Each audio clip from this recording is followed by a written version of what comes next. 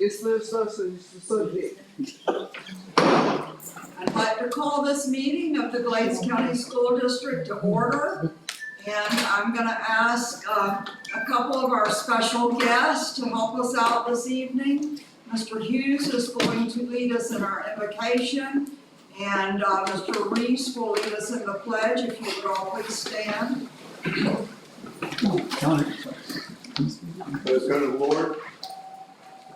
Father, we do come to you with thanksgiving for the lives that we have to live and the blessings that we receive. I thank you for this opportunity to come together as a community. Lord, I thank you for all the blessings that you bestowed upon our country, upon this county, upon this school district. I pray that you continue to bless these leaders as they conduct their business. I pray that you'll bless us to serve this meeting today, and that you will continue to watch over all of us and ours, and especially, Lord, keep our country at peace in Jesus' name.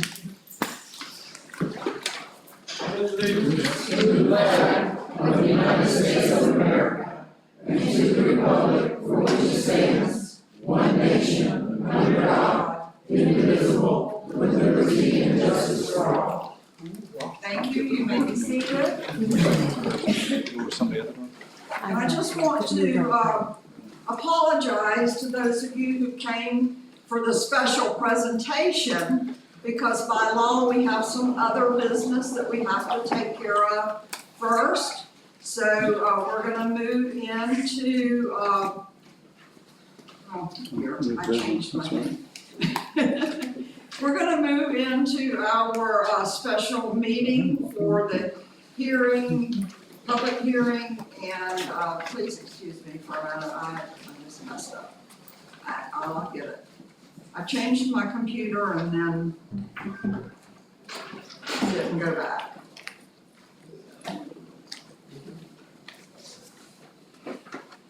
That's not it. She has a copy of I'm getting it. Okay, so we are here for the business of adoption of the budget resolution 26.01, and I have a script that I have to read. It is 5:01, or now a little after, p.m. on Monday, August 3rd, 2026. I declare this meeting a public hearing of the School Board of Glades County, Florida, for the adoption of the tentative millage rates and the tentative budget for the 2026-2027 fiscal year. The purpose of this hearing is to receive comment from the public and to adopt the tentative millage rates and the tentative budget of the Glades County School District for the fiscal year beginning July 1, 2026 and ending June 30th, 2027. The board will consider two resolutions this evening.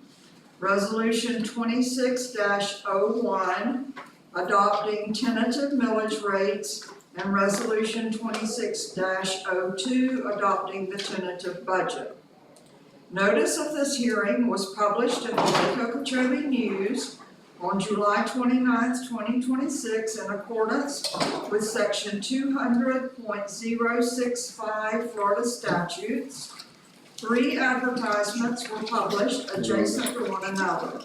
A notice of proposed tax increase, a notice of tax for school capital outlay, and a budget summary. The order of business will be as follows. The Chief Financial Officer will present the tentative millage and tentative budget. The superintendent will then read the statements required on the millage for the record. The floor will be open for comment on the rollback rate. The superintendent will present her recommendation on Resolution 26-01, and then I will call for a motion. The board will take public input and vote. The superintendent will then present her recommendation on Resolution 26-02, and the board will act by a second separate vote. Finally, the board will declare the time and place of the final public hearing. And I think I need to say at this time, if you plan to speak, There is a form in the back that you would need to fill out and give to our secretary, Mrs. Shearer. So I now recognize the superintendent. Thank you, Madam Chair. I will ask our Chief Financial Officer to present the tentative millage rates and tentative budget for the fiscal year 26-27.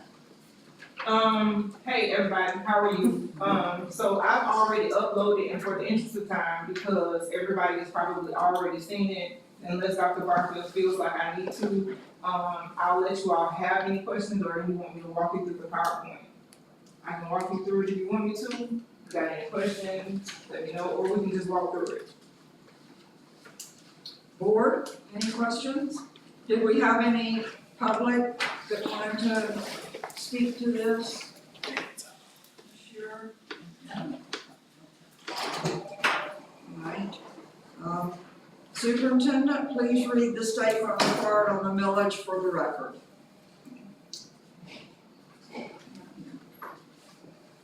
The first substantive issue to be discussed is the rollback rate. The rollback rate is defined as the millage rate necessary to generate the same amount of money that was raised the prior school year, but using new property values, after adjusting for new construction. The name of the taxing authority is the District School Board of Glades County. The rollback rate is 5.1059 mils. The tentative millage rate proposed for levy in resolution 26-01 is 5.2320 mils.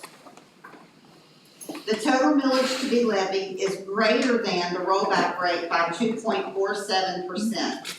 The required local effort millage rate is to be levied is greater than the rollback rate by 1.14%.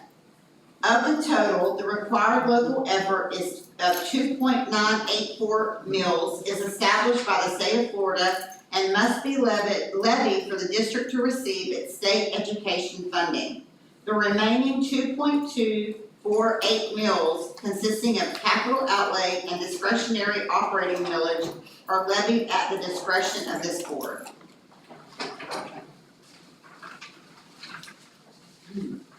Ad valorem tax revenue is increasing for two reasons.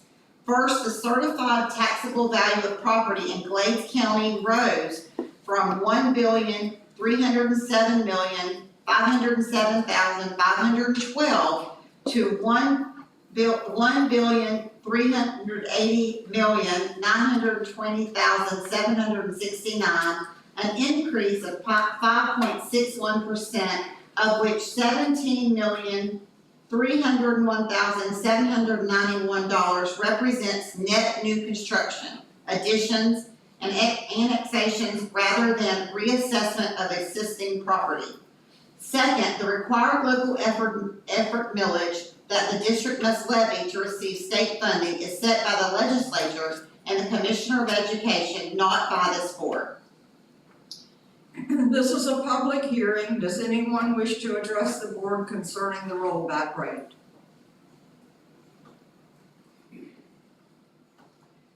Seeing none, we'll move on to the next section.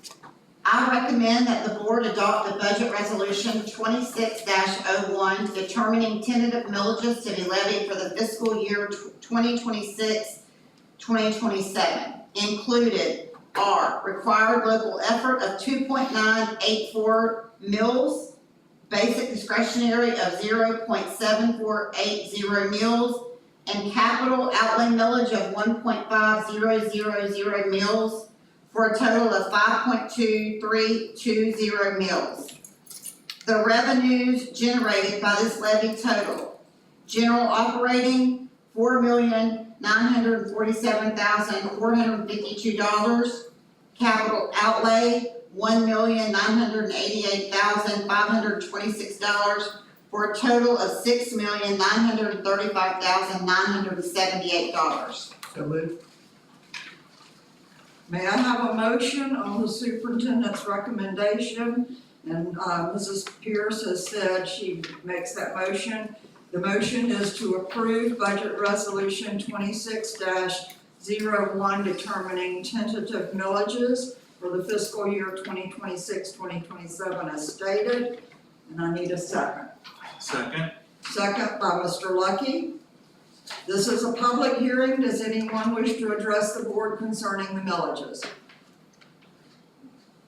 Okay, I'll call for a vote, and we need to do a roll call vote, so that each member's vote is recorded individually. Mrs. Drake? Aye. Mrs. Clement? Aye. Mrs. Pierce? Aye. Mr. Lucky? Aye. And I also vote aye. The motion carries. Resolution 26-01 is adopted. The tentative millage rate is 5.2320 mils, which is 2.47% more than the rollback rate of 5.1059 mils. So we'll move to action item number 2, the resolution 26-02, tentative budget. I recommend that the board approve budget resolution 26-02, adopting the tentative budget for the 26-27 fiscal year in the amount of $22,144,712. May I have a motion on the superintendent's recommendation that the board approve budget resolution 26-02 to adopt the tentative budget for the 2026-2027 fiscal year in the amount of $22,144,712. So moved. Motion by Ms. Pierce, Second. second by Ms. Drake. Again, this is a public hearing. Does anyone wish to address the board concerning the tentative budget? Okay, we will, once again have a roll call vote. Ms. Drake? Aye. Ms. Clement? Aye. Ms. Pierce? Aye. Mr. Lucky? Aye. And I vote aye, so the motion carries unanimously. Resolution 26-02 is adopted, and the tentative budget for fiscal year 2026-2027 stands as adopted. I recommend that the board declare that the I recommend that the board declare that the final budget hearing for the approval of final millage rates and the final budget for the 26-27 fiscal year will be held on Tuesday, September 8th, 2026 in the Glades County Schools Boardroom, 400 10th Street Southwest, Warhaven, Florida at 5:01 p.m. So moved.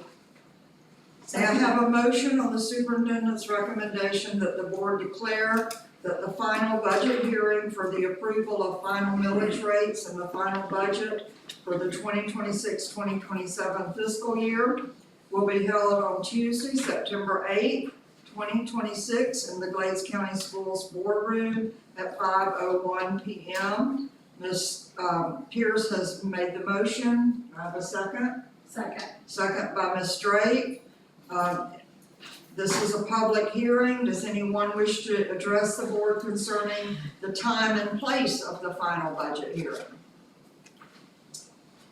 Okay, at this time we will vote, and I think we can just do a group vote. All in favor? Aye. And the motion carries.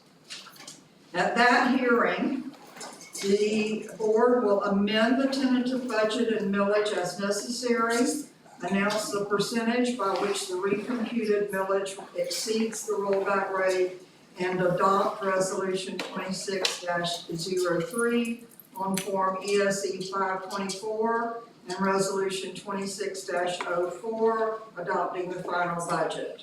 This hearing date and time will also appear on the notice of proposed property taxes mailed to every property owner by the property appraiser. This concludes the required action for the first public hearing on the 26-27 tentative millage rates and budget for the Glades County Schools. Summary of action items: the adoption of budget resolution 26-01 determined tentative millages to be levied for the 26-27 fiscal year. Number 2, adoption of budget resolution 26-02, tentative budget for the 26-27 fiscal year in the amount of $22,144,712. Number 3, declaration that the final public hearing will be held on September 8, 2026 in the Glades County School Board Room at 5:01 p.m. May I have a motion to adjourn? Motion to adjourn. Motion by, Ms. Clement, Second. second by Mr. Lucky, all in favor? Aye. Being that there is no further business, this tentative budget hearing is adjourned. So we went through all of that technical stuff, and now it's time to move on to some other interesting things. So, I need to get in front of my thing. I gotta get to the right thing now.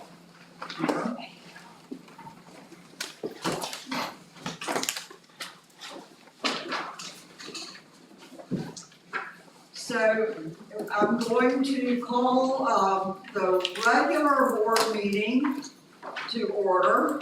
I love doing that. And we're going to skip over the invocation and pledge. And notice of meeting guidelines, we've already kind of covered that in our in our previous meeting. So we're gonna move right on into our meeting. And if you've looked at the agenda, we're gonna, with the board's approval, I'm gonna make an adjustment to the agenda because I don't think all these people in the audience are here to listen to our business. They're here to honor a couple of prominent men in our community and men who have been instrumental in bringing some awesome programs to our district. And so we're gonna skip down to, with the approval of the board, item 7.1 on the agenda. So we have consensus? Yes. So we have consensus. So item 7.1 is approval of the dedication and naming of athletic facilities at Moorhaven Middle High School. Okay, are you gonna do that? All right. Superintendent Barfield. It is with great pride and deep appreciation that I recommend the school board approve the permanent naming and dedication of the select athletic facilities at Moorhaven Middle High School in honor of two individuals whose extraordinary service, leadership, and unwavering commitment have left an indelible mark on our students, athletic programs, and community. These dedications recognize individuals whose influence extended far beyond the playing field. Through their leadership as educators, coaches, mentors, and role models, they inspire generations of students to pursue excellence, demonstrate integrity, and embody the values of teamwork, perseverance, and sportsmanship. Their legacy continues to shape the proud traditions of Moorhaven Middle High School and Glades County Schools. Coach Norman Sonny Hughes and Coach Wayne Reese Gymnasium. I respectfully recommend that the Moorhaven Middle High School Gymnasium be permanently named the Coach Norman Sonny Hughes and Coach Wayne Reese Gymnasium. This designation will honor Coach Hughes and Coach Reese for their exceptional service to Moorhaven High School and the countless students and student athletes whose life they impacted, including myself as well as Sam Thomas, principal at Moorhaven Middle High School. As dedicated educators, coaches, mentors, and leaders, they devoted their careers to helping young people achieve success both on and off the court. Their unwavering commitment to excellence, their passion for developing students, and their enduring influence helped establish their traditions, pride, and the spirit that continue to define Terrier athletics today. The dedication of the Coach Norman Sonny Hughes and Coach Wayne Reese Gymnasium will serve as a permanent tribute to two remarkable individuals whose leadership, character, and selfless service created a legacy that will continue to inspire future generations. So, this is an action item. So we will, and I will entertain a motion to approve this. I make the motion that we approve. Second. Okay, motion by Mr. Lucky and second by Mrs. Pierce. So I'm gonna open it up for comments. If anyone would like to speak. Would you wanna start, Ms. Drake? I would love to. I actually wrote something down because I was afraid I would forget what I wanted to say, but today is a very special day for our school district. And as board members, we make lots of decisions, most of them about budget and policy, facilities. And while those are important, tonight we have the opportunity to honor some very special people instead of projects. And we are thrilled to be able to do it. To some, a gymnasium is just another part of the school, but to others, it is the heartbeat of the campus. And what makes it so special are the people who fill it. Sonny Hughes and Wayne Reese spent countless hours in the old wooden, non-air conditioned, playing and teaching young people far more than how to dribble a basketball. They taught what it means to represent your school and your community with pride and with a soft-spoken humility. In a few months, my time on the board will come to an end, and I've been blessed to be part of many accomplishments. But tonight, this is something that I can say ranks among my greatest privileges as a board member, and I'm most proud of it. Attaching the names of people who change lives to our gym ensures that future generations will ask, who were they? And when they do, they'll hear the stories that you have left behind of servant leadership. To Mr. Hughes and Mr. Reese, thank you.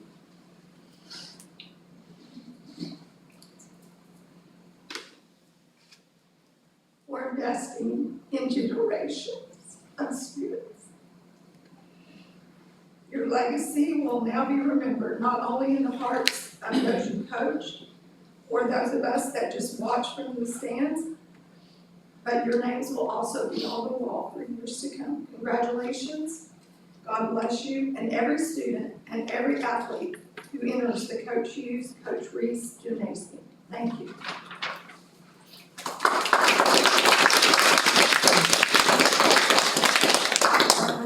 Let's see you talk that. Well, I don't have much to say. Unfortunately, I did not go to school here and get the privilege of being in any of your coaching blessings, but my husband did. And if you were, from what I hear, in the Moorhaven Gymnasium and not called a turd, then you did not enjoy the real life of Moorhaven. So my husband has said many stories, and each time he was first started out calling him a turd, so he must have not been doing something correct, from my understanding. So there's many people that have great stories and a lot of history that they can tell what you guys have really instilled in them, and they've become, for the most part, all great individuals and have come back to this district and given some sort of something. But that your names will always be there for them to make those memories and tell generations to come what you guys have put into them to give, to become great adults. Ms. Pierce? Oh, I have lots of stories where all three of our boys wanted to be athletes and stay at school, but they couldn't ride the bus home, so they had to wait for it to get driver's license. The only one that actually got to be active in the athletic programs was Cutter.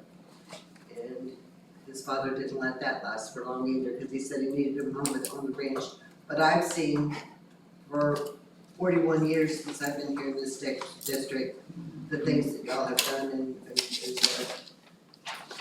things that you have done with our children and made success stories, and I appreciate all of it. Thank you.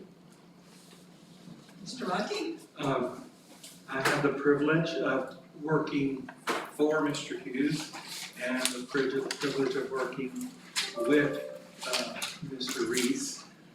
And I want to say that they were teachers first, and when you look at it from that perspective, you start to understand why they were great coaches, because great teachers can make great coaches. The inverse is not true. They were respected as teachers, but we're here today because of them being great coaches. And when we say great, we mean specifically the influence that they have on our youth and our future. And I thank you for that. Now, I was an awkward 7th grader in PE. So no PE teacher has ever remembered me because my goal was to go under the radar. And I succeeded. But I wanted to tell you what Mr. Hughes would say. We spent a whole week before we ever dressed out. We had to hear him, we had to report to the auditorium. So we had to bring in 2 bars of soap, every person, and he would put it out in the showers as we needed. He told us we could not bring lava soap. You know, we did not bring lava soap. He told us we had to dress out, we had to shower. Wow, that was incredible. 7th grade showers. And then, after 5 days, we get to dress out and participate in PE, and I am excited. And I report to the locker room and I dress out, and he says, today we're gonna be doing community involvement work.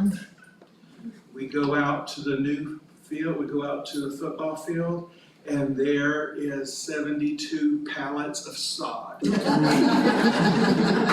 And we laid sod for about 40 minutes, and then we went in and took showers. And we did that the first 5, that whole week.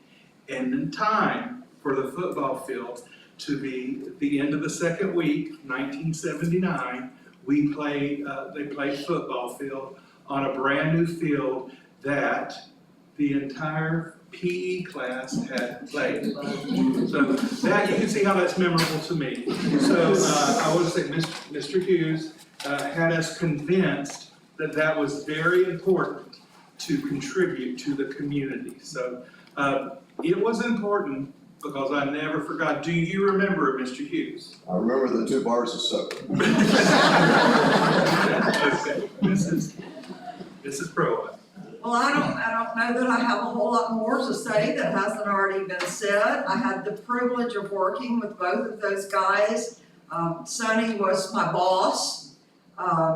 He brought me over from the elementary school to the high school to teach math.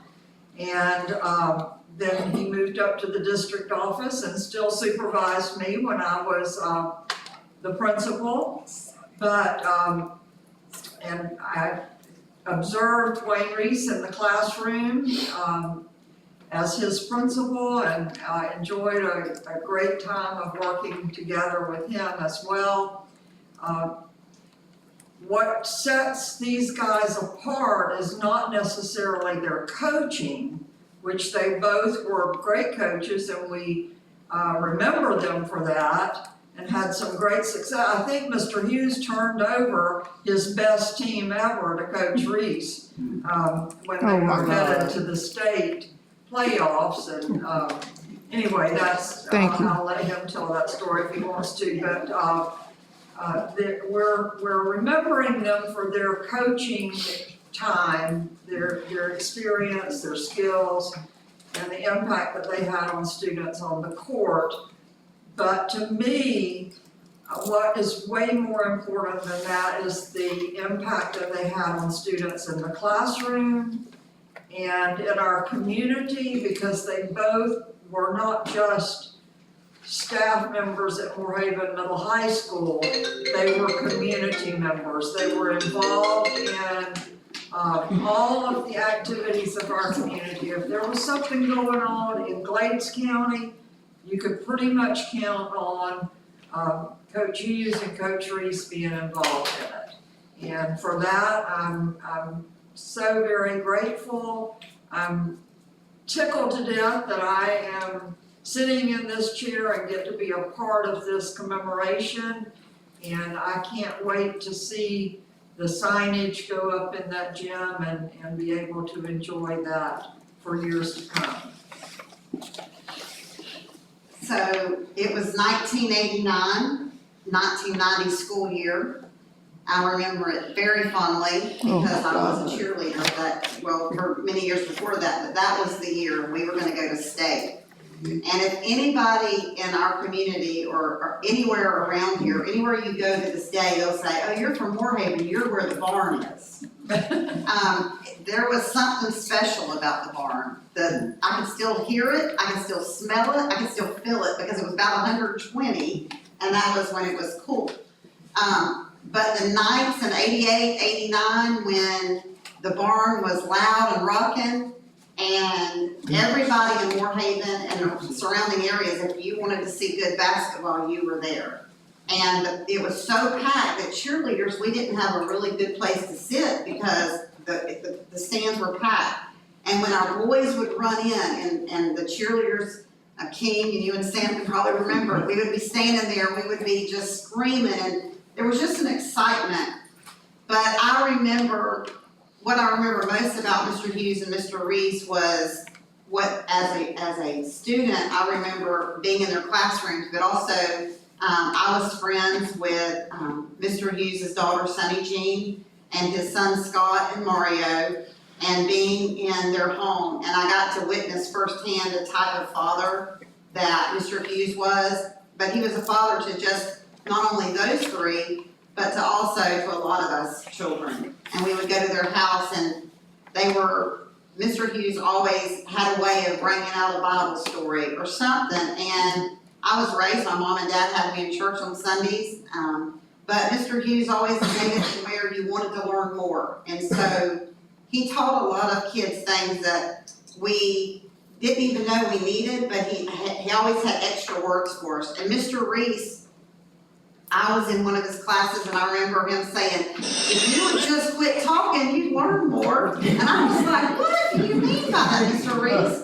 But Mr. Reese always made every child in his class feel like that they belong, he always developed that relationship. And I know today in our meetings, we talk a lot about relationships.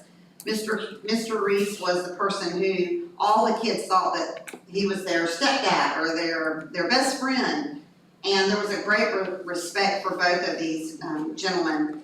And I think I have to, Ms. Drake, you really just took the words right out of my mouth because being superintendent for 6 years, this has been truly an honor because I get to watch two of my childhood icons get honored in a way that I can only think is so fitting. And when I called them both in, some of you don't know this, but I called them in to tell them that I wanted to recommend to the board, no pressure to the board, I'm sorry I did that, I'm very sorry, I apologize, but Mr. Hughes said, well, I'm not dead, and I was like, I know that, but I wanted to be able to watch the two of you truly understand what you mean to this community.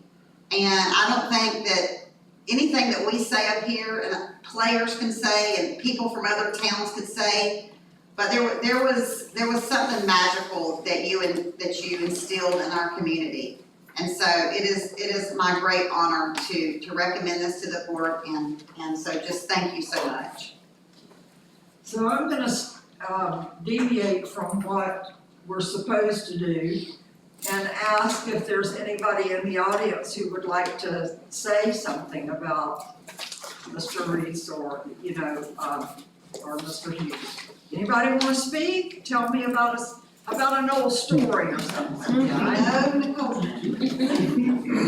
I'm not speaking on behalf of I'm speaking on behalf of the Reese family.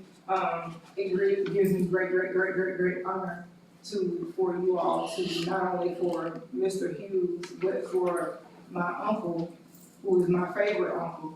Don't tell my other uncles that. But he wasn't just my uncle, he was my teacher as well. Mr. Levy thought that before, when I was a student, they thought that he was my dad. And Uncle Wayne used to tell me for a long time that Dean and Dean picked up the wrong baby from the hospital. And he said, yeah, that's not my niece somewhere else.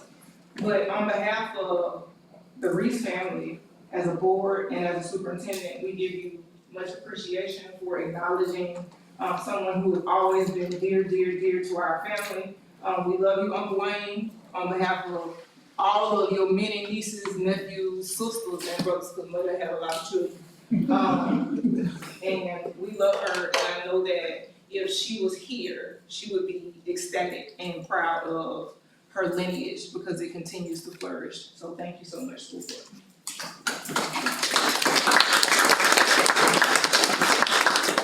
I didn't need Nicole to talk for me, I can talk for myself. I did. I know she got me to do that, so. Come on up to the, No, I drove a school bus, everybody can hear me.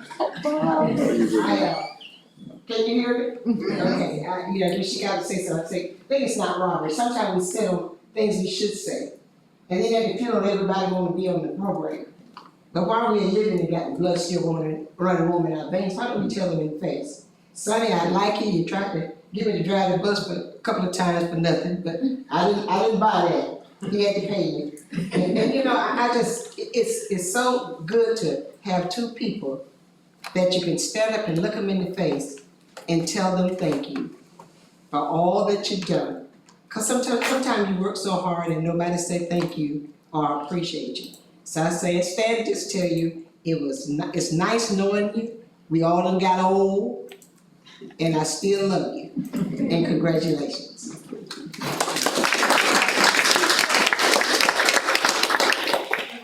Before we say any other comments from me, I just want to say Nicole spoke about someone that had passed and that they would be so proud, but I also would like to speak, just because I feel it's appropriate.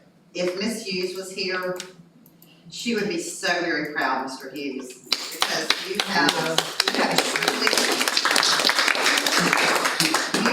you are not only an amazing coach, but you were an amazing dad, and you were an amazing father and an amazing husband. And I know she's watching, I know she's smiling from ear to ear, so I just want to say that. anybody else want to say anything? The floor is open. Okay, I think we're ready for vote.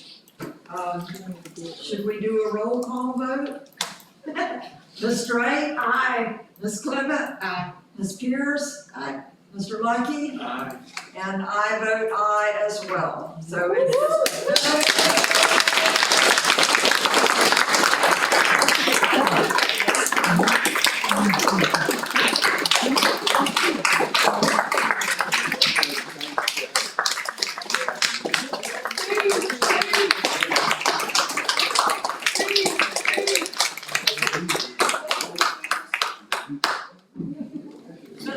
You guys want to say a few words?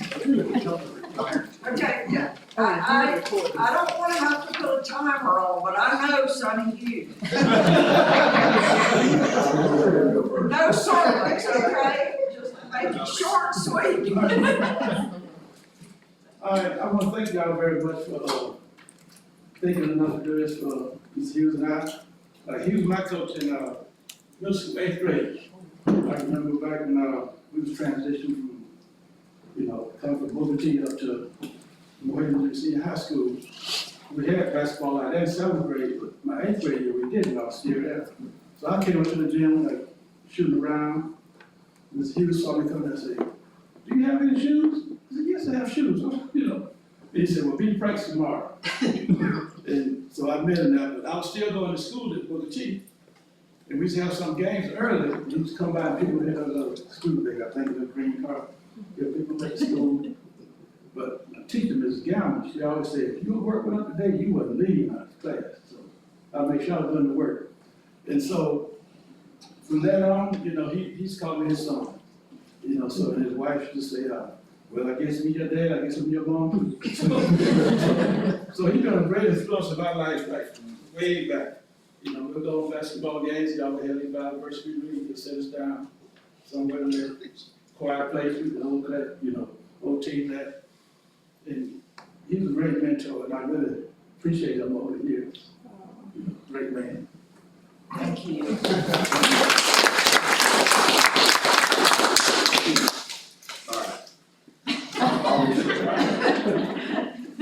I don't come to these things, I did it for 13 years, so I don't come to blessings. This was abnormal, so I can't, special invitation.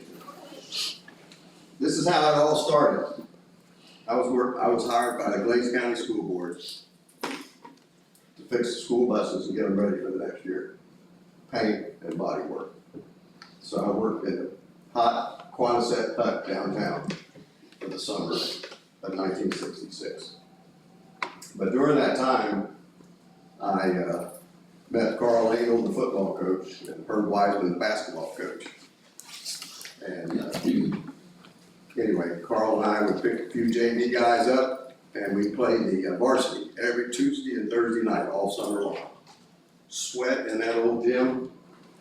Then we go out to the corner of 78, shoot pool and drink beer. We did that for the summer, and Mr. Wiseman and Mr. Engel, I'm sure, talked Mr. Mons into recruiting me to come here and coach. And of course, I told him, I said, well, I can't do that. I'm gonna marry a girl from New Jersey, and she cried when she first came to Moorhaven to visit.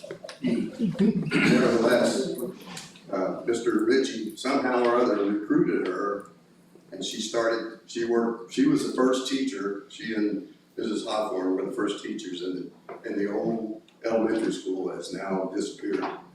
But they were the first ones. They came over first semester, and then everybody else came over second semester. That's how it all got started, playing in that gym. Now, I did go to that gym once when I was a junior in high school. I was down fishing in Lakeport, and I came in and watched the basketball game. I don't remember Mr. Preston playing, and I bet he was playing on that court that night, but I didn't know him at the time. Anyway, that's how I got started, and of course, I did take the job and started in 1967. I want to thank Superintendent Barfield.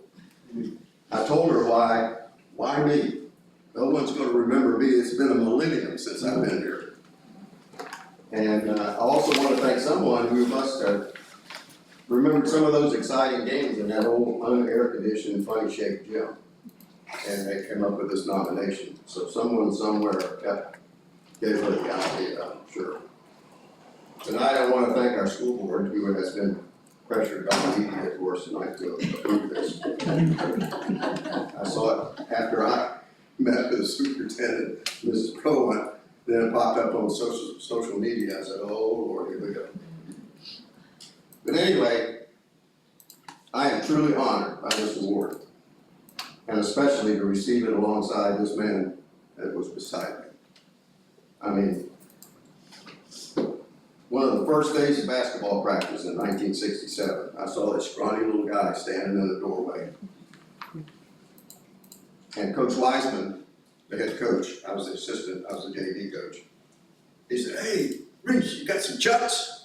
Now Chucks are Chuck Taylor Converse basketball shoes. Yes, sir.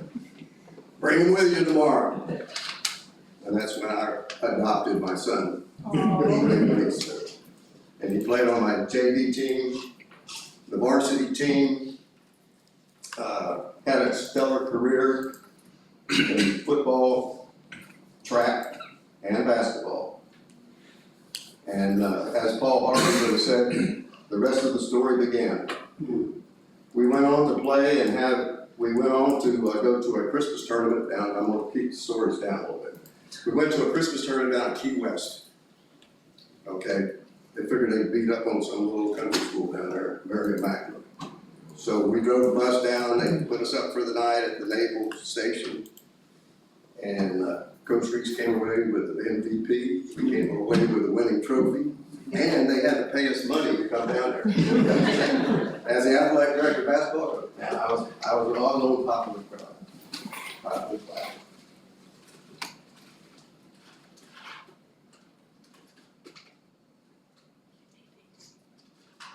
Wayne went, after he left Moorhaven High School, he went up to Leeds McRae and played with one of my best friends. Played for him, Bill Maxson. He's still a best friend of mine. But he went up to Leeds McRae and coached up there and recruited Wayne, because Wayne played on his JV basketball team. So Wayne went up to Leeds McRae, finished 2 years of community college up there in North Carolina, went over to Shaw, got his degree, and fortunately for us, he came back to Moorhaven.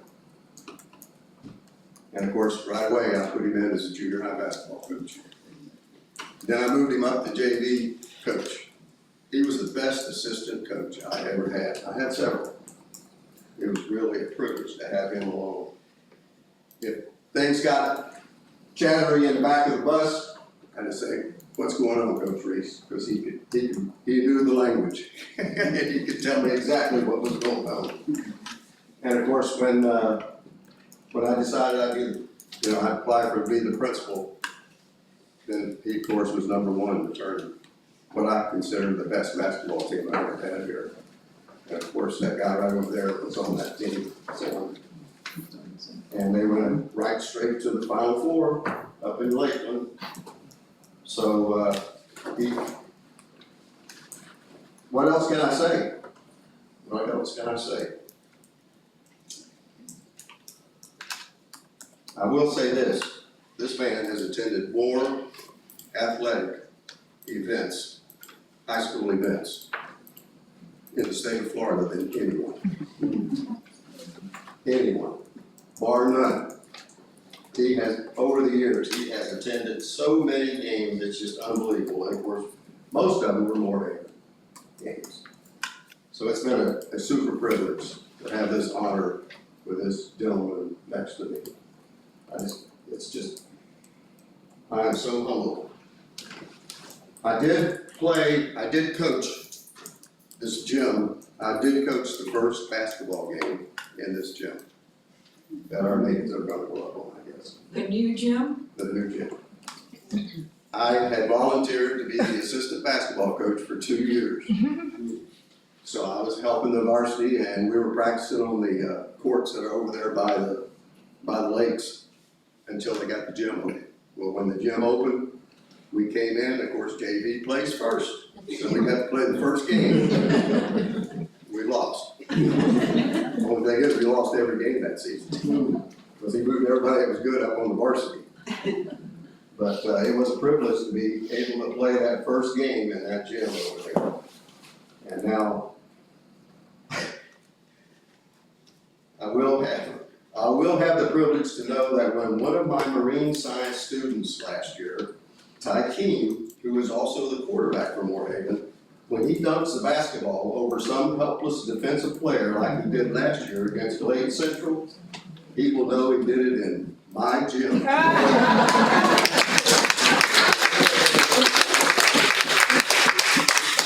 If y'all see Ty Keene, hey, I call him Tyreen because I couldn't read his name. So he got real upset. Will you quit calling me that? I said, look, that's what the paper says. Anyway, if you see Ty Keene, you tell him, hey, you're gonna be playing at my gym. But it is a privilege. So I thank all of you who came out to support Coach and I. And I want to thank Beth. I'm sure she had a whole lot to do with this. And of course, the board was unanimous. So I appreciate y'all, even though you may have been pressured from the community. I just hope people will remember what we did for this community. I certainly enjoyed the time that I spent in that old gym and the excitement that we had. And I was devastated we didn't go to the Final Four when Sam was a junior. But Vince and I was a little too young yet. But thank you.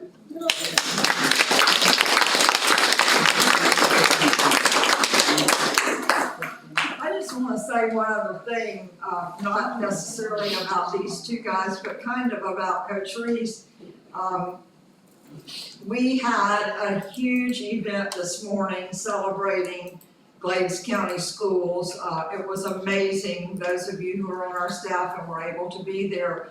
But at one point, we had all of the people who are now employed in our school district come up on the stage if they had attended school at Morehaven High School. If you attended school in Glades County, you were invited to come up on the stage. And that stage was full. I'm telling you, like 4 rows of people for the picture of people that were from Glades County, attended school here, and chose to come back and live and make a difference in kids' lives in this community. That's what Coach Reese did, and so many others.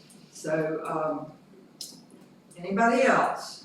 I would just like to add to that, Jenny Short was there, and I think she graduated with you, Gloria, in 1967. So I thought that was really special for her. And just to address your comments about pressure from the public, when Dr. Barfield mentioned that to the board, we were completely unanimous. She could have done whatever she wanted. We were all for you, for both of you. So public didn't have, 100%. we had no pressure. We wanted to do it. I want to clarify one thing, Ms. Burwell. Yes, sure. Mr. Engel and I were both single. And we weren't Christians yet, we hadn't been baptized yet. Oh, that explains that I played pool and drinking beer, right?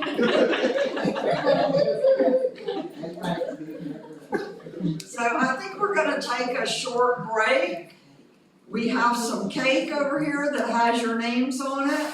And so we'll cut the cake, anybody that would like to have some, but we are gonna keep it as short as possible because we have a board meeting to finish. Oh, and we need to do pictures. Yeah, come on up here and let's get your pictures.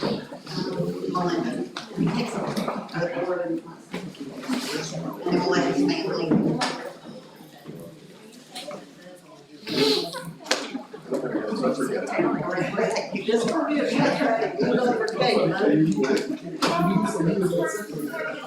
I can't read.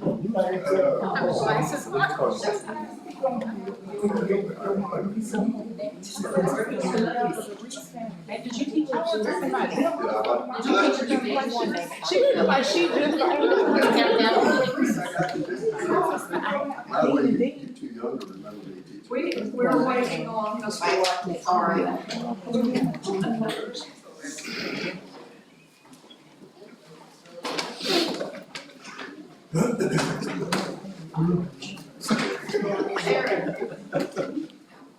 Aren't our shirts nice?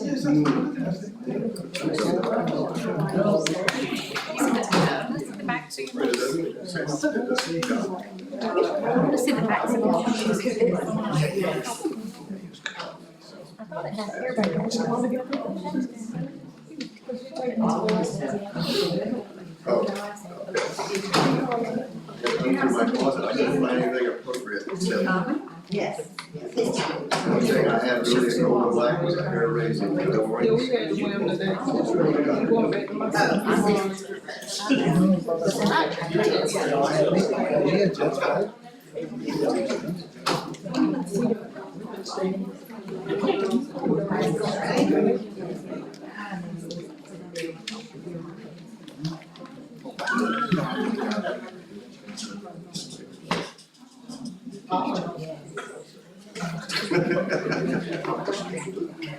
Technology, gotta love it.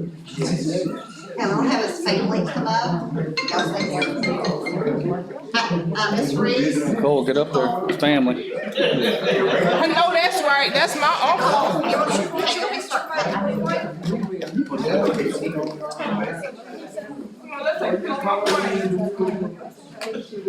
Who's that? We'll call you back, bye. I did. I gotta take a picture of the cake. What's the name?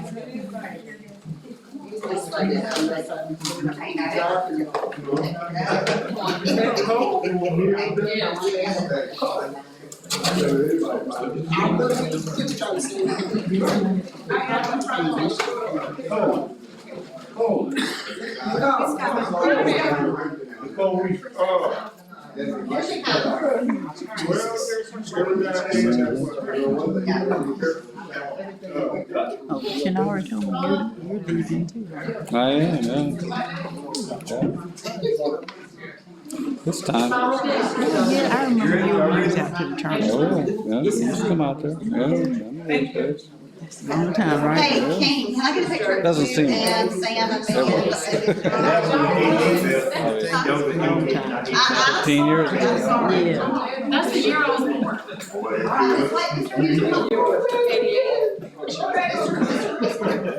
Now we're gonna see. take a shot at it. Let's see, if I don't like it, I'll go back to something else. You're like, cause you'll find something on the side to do. So I was really busy, cause after I retired, my mom got sick, so I kept her until she passed, so it took a lot of time. Well, that was good you're able to do that.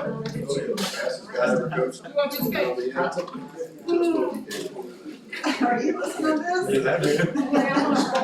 She said, oh, mama, say she gonna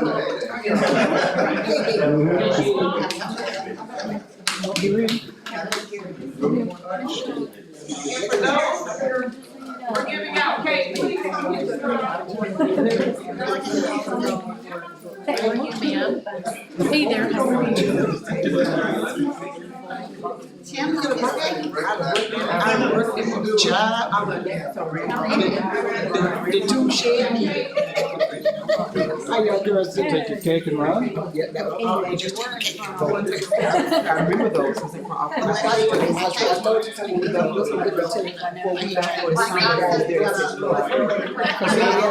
He always was going, he always had us. You know you're wearing Mama's Gloria.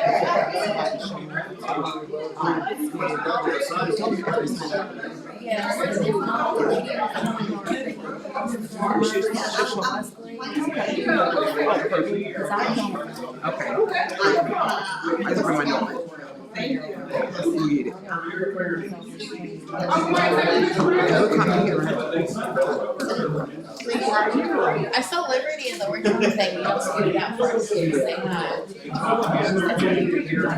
Her little body hadn't changed.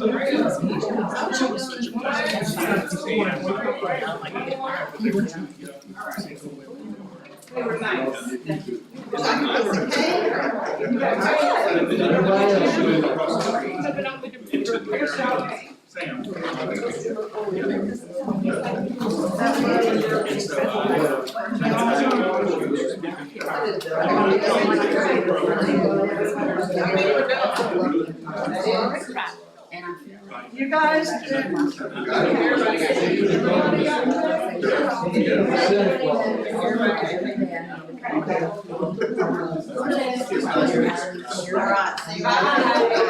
That's exactly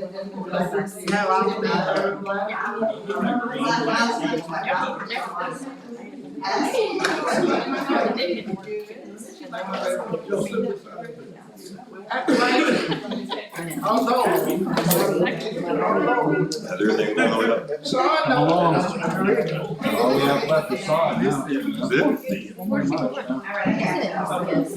down to the IT stuff.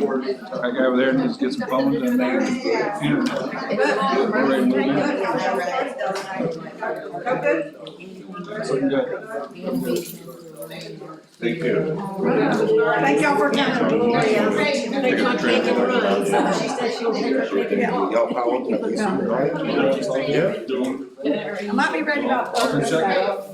We'll see, okay. I got a meeting. He's Joe, I can't say much. He had a meeting tonight. I know. There's one cut, you'll get it. Now get your 220 steps there. I'll count 3, 4, 5, 6, 7, 9. Don't you bring me that lava soap. 10, 11, 12, 13, 14. Did you get everybody? No, what's lava soap? It's like to get grease off of them, Go, mechanics. So I was thinking Just like about sandpaper. dressing out and showering, having this Howard. How on earth, because Oh, we we weren't did allowed to stuff, have and aerosol. we gotta work out. Did she get us in one class period, in, out, shower, and outdoors? What, 45 or 50 minutes? Back in the day, it was through, You took some Probably only I remember worked out for 40 minutes or something. went out. I remember my very first day, I was a substitute teacher in Moorhaven Middle High School. I was so petty. How do you do that? What am I supposed to do? My most memorable moment was when we, there was a team we Tell that them, played. come out. Who was? Go in there and say, hey, y'all. It was to go to regional or state, it was like. Either you come out or I'm one coming I in. had to get there, but I'm like, y'all gonna have to stay on one And side. it was a mailbox. Come out with your dress. And we beat them and the crowd went wild. It was crazy. One year we went over to their place. Oh, so good. Terry Perkins, for it, for frequent rains and stuff. Maybe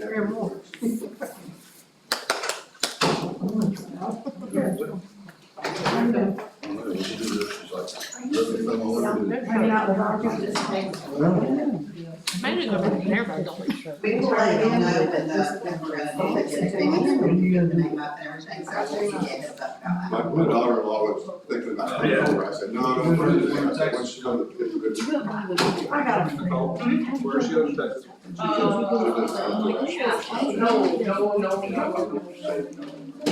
She used to live in. A speaker. Oh, I'm thinking speak, like, yeah. What about that? Like 7 Give me a second. Step up. I love their here.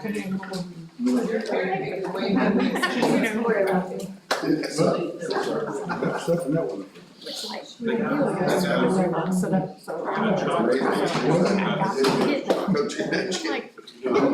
We didn't win. something like that. Students. With my mom. Yeah, they're Party for the 50th anniversary. I remember Joey's Got to kind of pick out, I said, let's forget this. Looks like it's pretty much got the empty spots filled, so And how to force that. decorate. Yeah, but It was a long word that, I mean, my Marty's really looking forward I can see your phone in your glasses.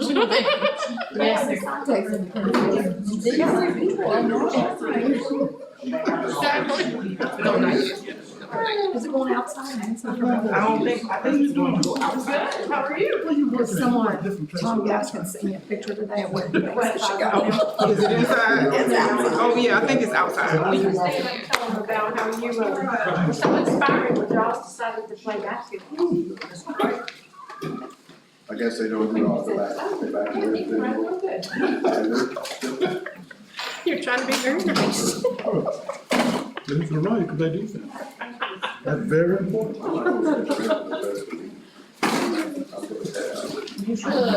Well, you can. Okay, I'm gonna reconvene the meeting. We're gonna go back up to the beginning of the agenda. Item 2.1, approval of minutes of Glades County School Board regular meeting, July I'm 26th, gonna sneak out of here for that. 4:30 p.m. Well, I didn't accept them, I wasn't here, so I made sure I read them, very carefully. Motion by Mr. Lucky, second by Ms. Pierce. All in favor? Aye. Any opposed? Motion passes. I didn't ask if there was any discussion, but I guess there wasn't. Okay, item 2.2, approval of minutes approval of minutes, trim advertisements, 4:30 p.m. I don't know what that means. Is that something we have to approve? No, it's the minutes from that meeting. The meeting. Oh, the minutes from that meeting, so we do have to approve them. I'm sorry, I was reading it wrong and it wasn't making one bit of sense to me. So moved. Okay, motion by Ms. Pierce, second by Ms. Clement, any discussion? All in favor? Aye. All opposed? And the motion carries. Item 3.1, update of new elementary / renovation. All right, so renovation work is all been completed. We actually have a certificate of occupancy in the building now. We start moving in. All we are waiting for right now is telephones and IT stuff. But people are starting to move the boxes over, so they can start doing that. The maintenance people, they start using that new metal shed, start parking some of their stuff in there.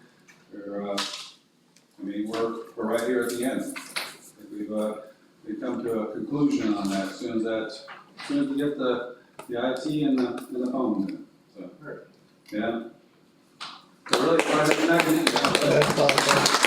The next meeting, because Are we gonna remove that from our agenda from now on? again, Alright. Well, thank you. Gosh, we You're a just big part of it. appreciate so much all that you have done, It's official. from the very first shovel in the ground until now, you've been right on top of it. well, I think it's really been a team effort, though, it really has, between But you've the been the board, leader, well, thanks. the coach. Yeah, between the board, the architect, JP Wiseman, you know, the superintendent, really, and, I gotta make sure I get Dan in there too, because IT has been a huge part of getting the other school ready to go, so it's been a labor of love, and it's turned out very well, I'm very proud of it, and you should be too. Thank you. Absolutely. Madam Chair, could I make a comment? You sure can. You know me. I just want to say, Mr. Jessup, that I feel like this whole construction thing, from the transportation to the school to the renovation, is your legacy for Glades County. To say, job well done. Thank you. Part of your legacy. Part of my legacy. The other part is keeping our superintendent straight. Somebody else be in charge. That's gonna be a hard job that day, I'm So just this, telling you. this thing just needs Are to you go up on for the the street, job? and it just goes all over. We really know that, how much you dedicated to this project, and we're so grateful. And it even began before the shovels. They did, One of my favorite memories, which I almost put in my speech today, was when we went to Tallahassee yeah, on that trip. That was super fun, it and was amazing. it was great. Thank you. Best was the windshield wipers. Yeah. I was in the car with Alan and Brian, and ours were fine. Well, I'm just telling you, I was in the car with Dr. Barfield and I said, I'll never ride with her. I was in the back going like this. But then I couldn't because I was like, I need to see if we're gonna die. I made it prepare. We were trying to drive and there was no windshield wipers, that's terrible. That was a memorable trip, that's for sure. There were wipers, they were just All blowing in over the the wind. They weren't doing their job. Right, right. All right, thank you. I got the next one too, so. Oh, you're on the next one too. Okay, so we'll move on to item 4.1, approve the final reading of the code of conduct for 2026-27. Motion by Ms. Pierce to approve that. Second by Ms. Drake.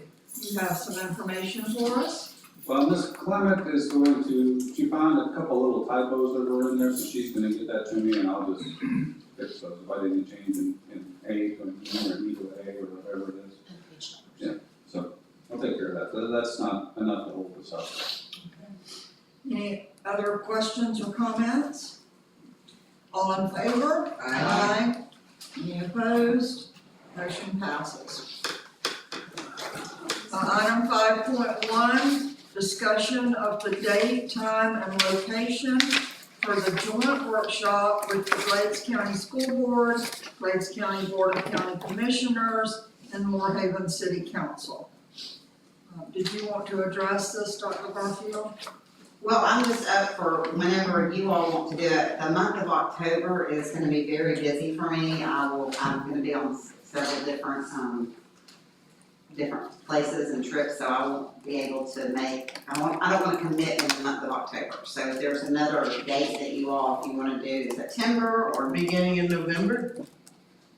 we could even do the beginning of November, that would be fine, but I just can't do it in the month of October. When did we do the last one? Do you have a date for that? Anybody? Can we do it here? Sure enough room. We've done it before here. Yeah, we can do it here. I like doing I it. think we need to wait till after the election, because that you've got county commission, you've got 2 seats, I believe, open in county commission. And, the city has like 3 seats up, so I think it would be best for us to wait. So that's November. after the Well, second. actually, they don't even go in and take their seats until January, correct? They take their, Oh, they So- do? Yeah. But would there be a problem with waiting till the new year, January? I don't I mean, know. is there any rule that says it has to be No, a certain time? no. I'm just thinking we're really gonna be busy the next few April months. 23rd was of 25. April 25 was the last one? So we're actually a little early this year, so why don't we run this back? Maybe we can start getting we're not some. early, we're a year and a half. We're way late, it's been over. Oh, we're a year. Yeah. Well, some people feel that half, if they're half full, I mean, you just. Hey, Looks like we just hey, did it it went Monday. 4 years that we didn't do it. That's true, so, I mean, the first year I was. We've always done it here, and, well, we took turns hosting, but I like it when we're here because we're not interfering with anything else. When we do it at the courthouse, there's other business. When we do it at a business, there's other people there. Here it's just us and them. I'm good, so Carla, we'll look at some dates in maybe January, is that good with you all? Yes. I agree, Ms. Pierce, so, and then for here, and I'm in January, and we'll throw some dates out to you all. Okay, very good. So item 6.1, public comment on agenda items, do we have any No. requests for that? Okay, and we've already done items 7.1 and 8.1, so we'll move on to the consent agenda. Items 9.1 through 9.4, are there any of those that we need to pull? All right, seeing that there are none, I'll take a motion to approve all of the consent agenda items. Make that motion. Motion by Mr. Lucky, second by Ms. Pierce. Any discussion? All in favor? Aye. Any opposed? Motion approved.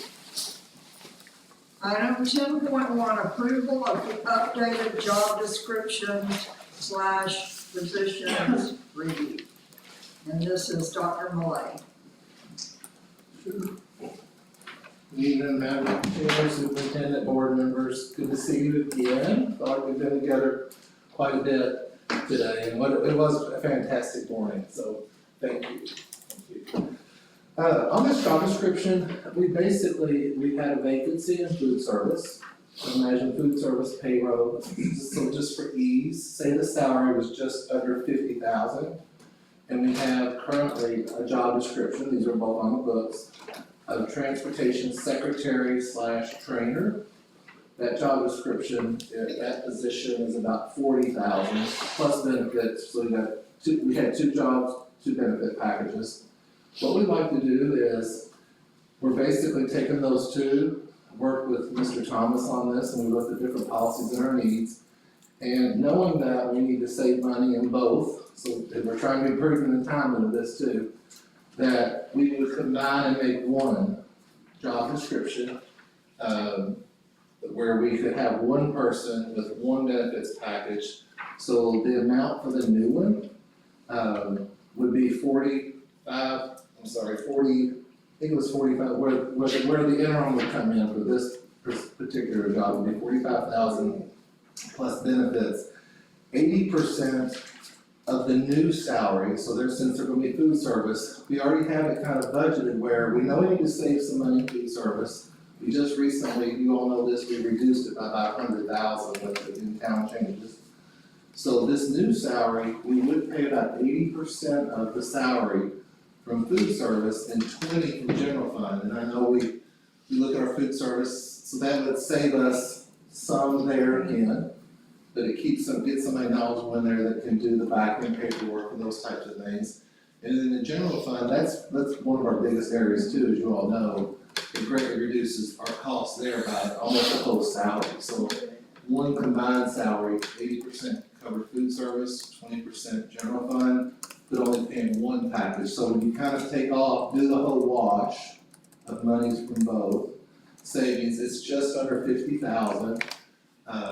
That we save plus one benefits package. maybe in a few years, you know, if our needs are there, but, currently, what we would do is, we have, if you look on the personnel report, we have an interim, that we've done for you tonight too. Angie has worked in food service. She used to be secretarial and did all the admin work for the director. So she still had login information. She knows all the back end. It's kind of a bit of a breath of fresh air with our books. She's extremely organized in what she does for transportation records. I mean, it's a well-oiled machine. I know that Mr. Thomas would agree. So that basically, it's a cost savings measure, but it's also timely. Here we are within 1 week of starting school. We had a departure from food service, so all in all, it does save you money, gives you options for the future. And job descriptions, as things change, can always kind of be updated with your approval. So that's what we're looking at. We've named this position interim for the simple fact that we're asking you tonight to approve a job description.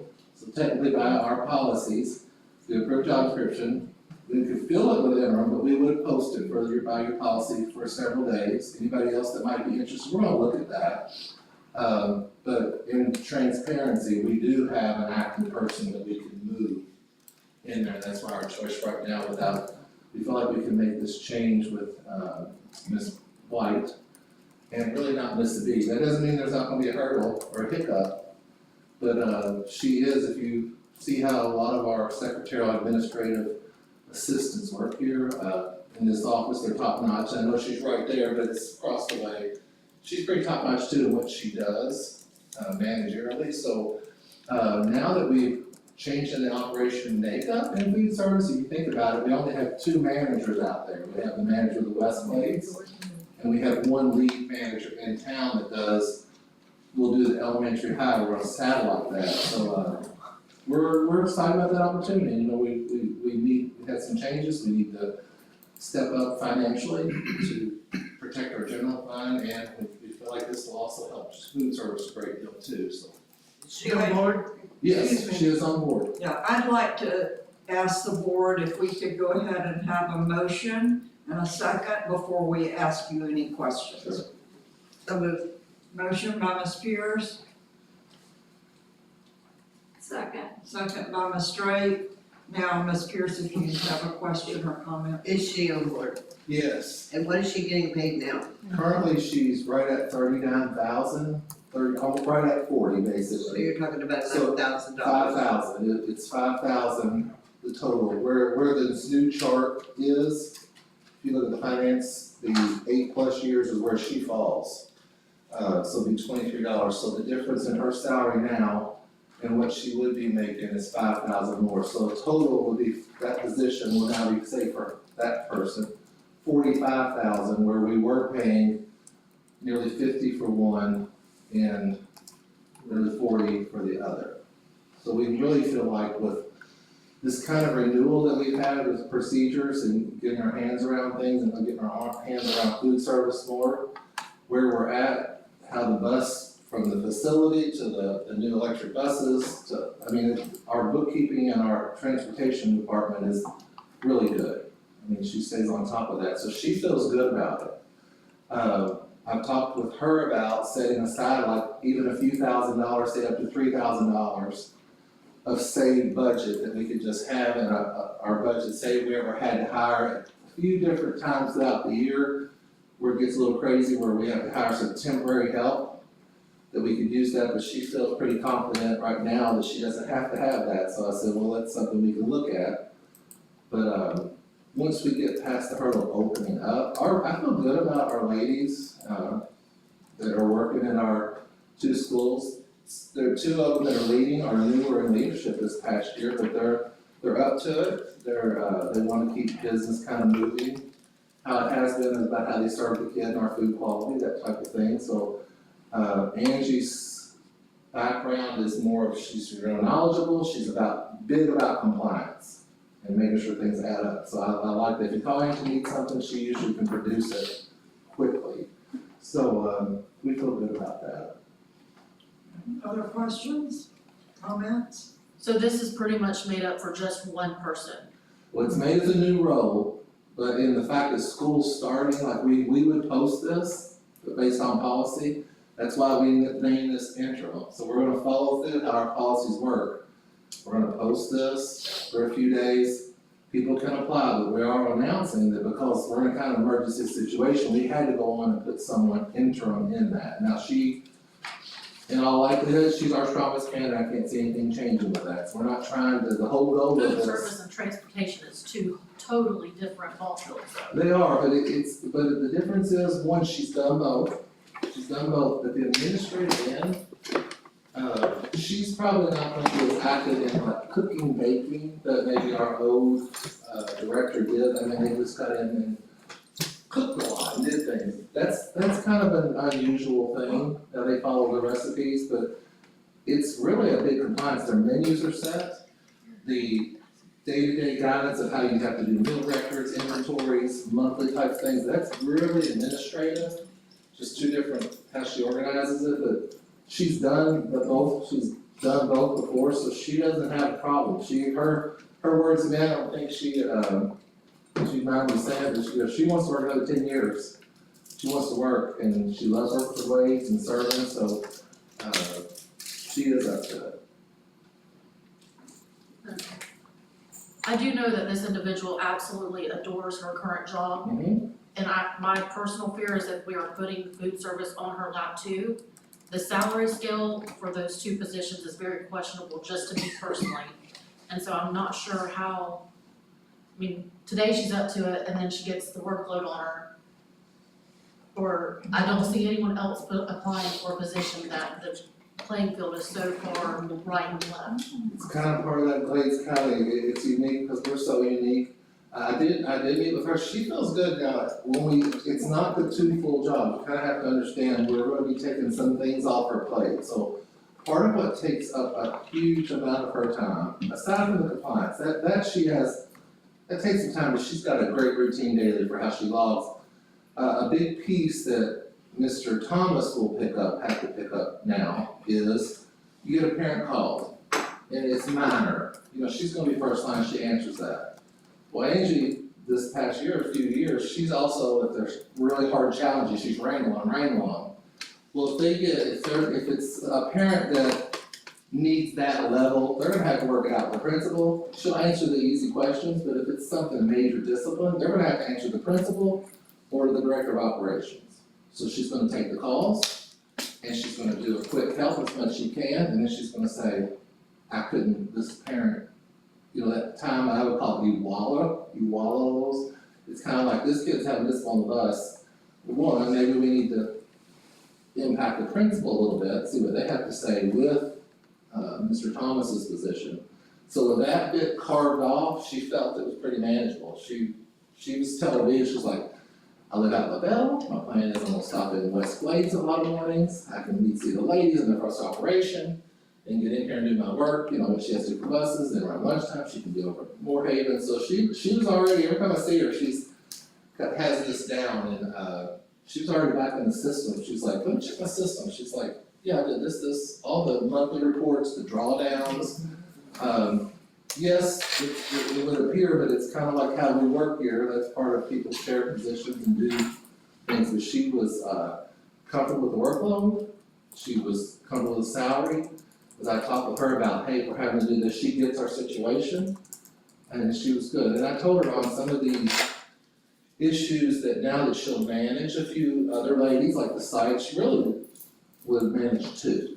If you think about it, she's doing the leads, because the leads have the discipline, there's a little hierarchy there.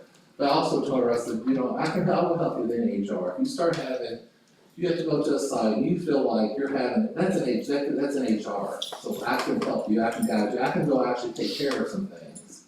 I've built the last couple months, just for different reasons and ways, I built a pretty good relationship with a lot of the ladies that work in there. So that other piece of maybe having to do that, now, well, I want her to make sure she does the evaluations of her manager, yeah, she'll do those too. But then those ladies evaluate the line ladies, the ladies who are actually working under the lead, so, I think it can work, so I can help her with some of the HR piece. Mr. Thomas can carve off a little bit of that time that parents just, those ones that, it's kind of, no matter what, they know, they'll bring up with her, you just follow them all up. That's honestly a great intangible set that Mr. Thomas has with people, he's got great people, parent skills too, so. We've talked about it, in an ideal world, if money was no object, would we consider doing something different? Yeah, we probably would, but that's not our reality right now. And financially, it does help our general fund, it helps the school fund, and it helps us with start school, but we're in the middle, I feel like we can do this, so. So will we be changing 3 job descriptions? No, what after you're this? doing, what you'd be doing right now is approving this one, and those other 2, they're just sitting there. We don't, so I can tell you, we are not filling those. They just sit on our books as unfilled, they're not unbudgeted. We do this, they are unbudgeted, they are not in Ms. Murray's budget. We will make, after this action, we will change those lines on our report. The income that we have, the revenue that we refunded, it leaves it. So they're gone. Now, in a future meeting, if they're going, well, you want to delete those, you can. Because I can tell you, if you ever have to change, and if you ever want to change it back, they sit there, you can, refund them. But any position you have is funded, really is tied to our budget. It really doesn't matter if it's a position that we have, if it's not in the budget, it can't be filled, so it goes before you and a budget amendment, so. And another piece that this helps us do with, Mr. Cress, this is how pieces all work together, a little lesson on the back end too. You've been really blessed to have this expertise, and the state of Florida has allowed for the last several years, they could take up to 50% of his salary, since we've had all these building projects, and you can pay it, say, out by capital funds.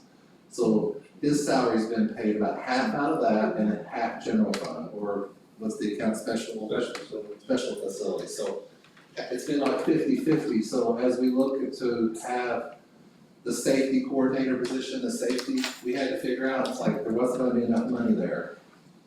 So with some of the savings we have, it helps us fund the realities, because with these projects finishing, that position that he was having, that the funding was gonna have to change anyway, because once the project's done, you just can't pay out special facilities. Can I just add something too? I think in a small rural district, I think a lot of other districts do the same thing we do. You can't have a job description and expect someone just to go right by that, and that's why I think we're being very safe, and we're trying to be very fiscally, just prudent to make sure that we can hire someone that can do multiple jobs, but we may have to have someone else do a different job. I mean, it's just like, there's certain things that a person needs to have for each job description, that their main job description. And so, but that's not filling those other positions, we are saving quite a bit of money, but the work is still getting done. So I think that too, I mean, if you're in a larger district and you had a job description, and said this is a job description, then you go right back word for word, you'd hire somebody to do just word for word that job description. But when you're in a small rural area, it's very difficult, because number one, either, you don't have someone that has any type of, skills in that area, or have any, past background in that area. So I think what we've done is we've tried to utilize Mr. Thomas' staff and the staff that we have in order to A, save money, and B, make sure that the job gets done. I'm sorry. Yes. Are we going to make a job description for them though? Because I don't want them to say, oh, I didn't understand that I had to do this and this. That's what we're. That's what you have now. Okay. That's the one we're doing. We have that, and just to be clear, when we say we're saving, we're recapturing what we were spending there, and then we're actually gonna move it in the budget, it's a net zero, how it all works. But it funds it just moves towards funding another position and kind of keeps things in line with our budget. I totally understand and approve of it, I just wanted in writing for them. So we have a job description for Angie's position currently. And we had a job description for the person in food service. we're gonna keep those job descriptions in our file of job descriptions, but we're not gonna budget them and we're not gonna fill them. Correct. And we're combining their two responsibilities, passing some of them out to other people and creating a new job description, Yes. which is the one we are gonna vote to approve or not approve this evening, correct? Yes, and you could eliminate those O2, we're not gonna fill. I would just say, you do that if that makes you feel fiscally secure more, but I can assure you with how we budget things now, they're gonna sit on our books, because there's not gonna be a budget line. Well, I'm not, I don't wanna get rid of them. I'm one person, but I would not be in favor of getting rid of them, because at some point in time, we may be out of this financial situation, we may get more students in, more need for two Sure. people in those positions. Sure. So why would we eliminate it if there's a possibility somewhere down the line we would want to? Sure, and that's where we didn't recommend that, but I'm just saying, as we talk, like, some places would eliminate and create. This is just kind of, we want to keep them on our books, but not funding them, and funding just this one.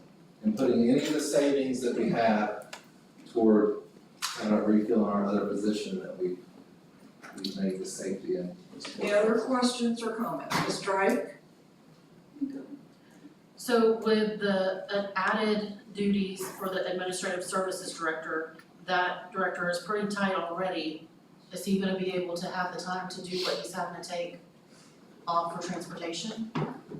You know, there's ways we can look holistically at everything.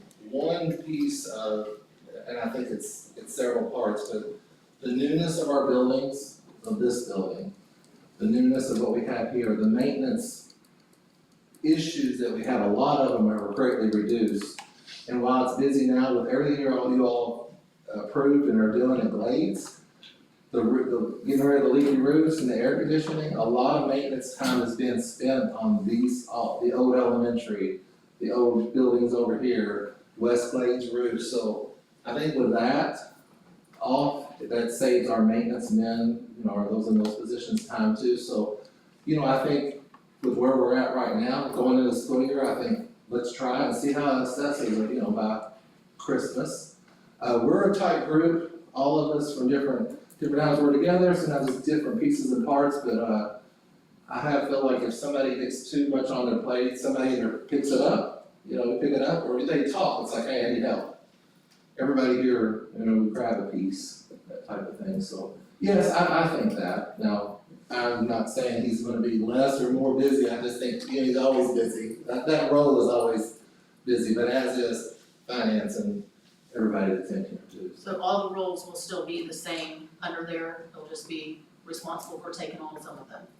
Yes, yeah, he would have some of those parents, but again, when I was have done some of these different roles, if I start getting that as the director, I can tell you the kid on the bus, I'm gonna work with that problem with the parent and the principal, because the principal has a lot of influence too, they're all busy, but it's like, chances are, if they're acting up on the bus, they're probably being that at school too, and everybody needs to sit down and talk and nip in the bud, or, they might lose that privilege of riding if they had to.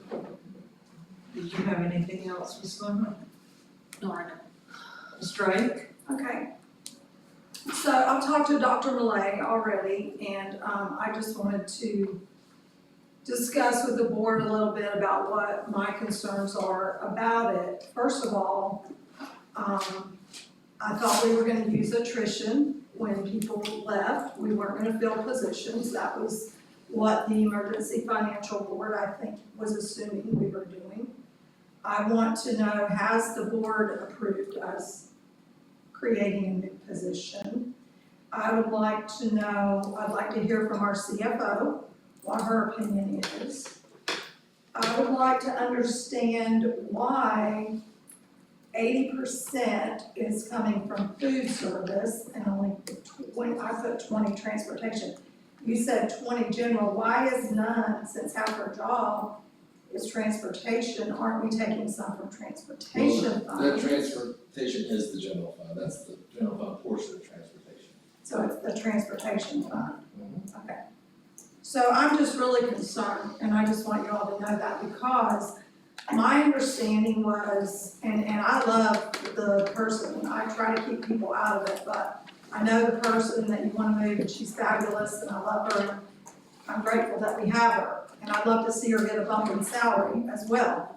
But, you know, we have to be fiscal agents, and if we've said we're not gonna fill positions when they're open, then I think creating a new position and filling it, you know, I was hoping, my hope was that the food service manager was leaving and that we were going to save his entire salary and benefit package, and that would help our food service account, which you all know is in the red. So we're charging 80% to an account that's already suffering. So I would like to see a vote to speak to it and before I vote, just to tell me what her opinion is, what she feels we should do. And I would like to know, did the Financial Emergency Board know that we missed it? Sure, I'll just answer a few and then Okay. let Ms. Mary speak as she Okay. needs to. With our positions, we've always been clear what's happening, we've been reducing.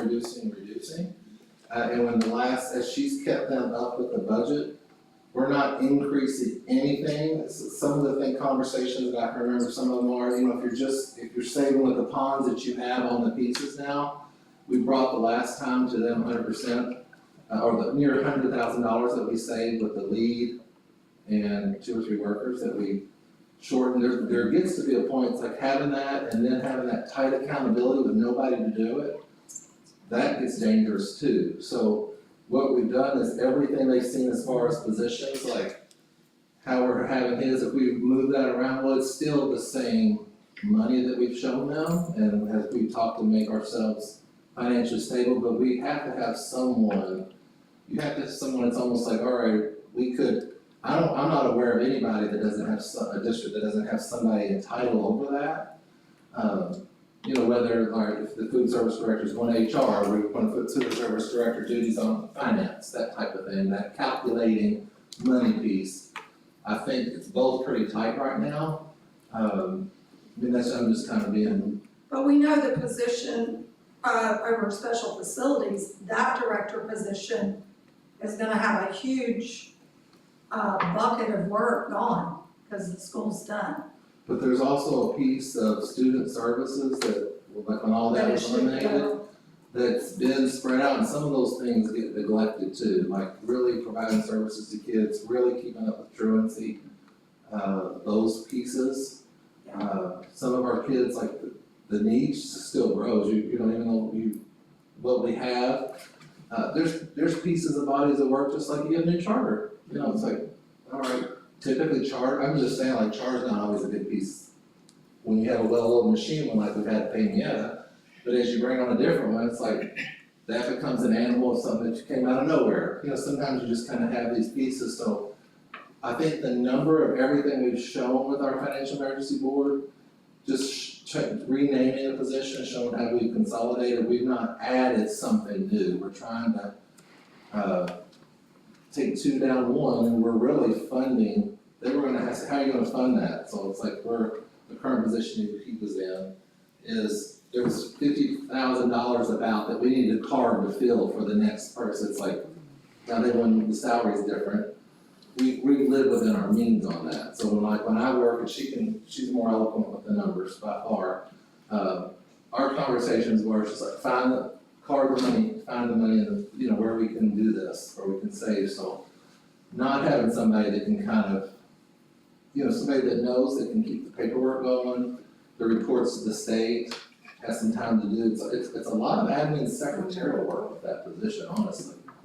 That's the crux of what Angie's role. She's doing that for the transportation, she'd be doing it for food service, and then he has to sign off, just like he would with Mr. Wells, you know, the former supervisor, so. But I'll defer to Miss, any piece that I didn't answer on. And she might want to get into. Hey, I'm here, I'm coming. I'm charging my phone. The family group, everybody's excited about my home one. Now, yes ma'am, what was your question? So, does the emergency financial board know that we're creating a new position? No. They don't know we're creating a new position.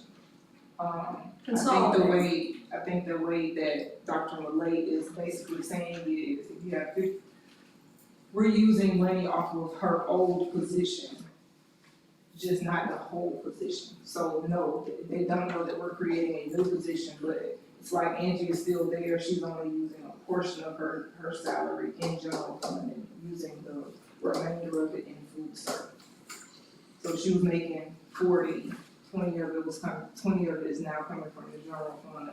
That's a $20,000 savings to GF. In the rest of her salary, that other $25,000 is coming from food service. Or 80-20, whatever it is, I don't know what it is. It's 80-20. So it's 45,000, so 80% of 45 is coming from food service.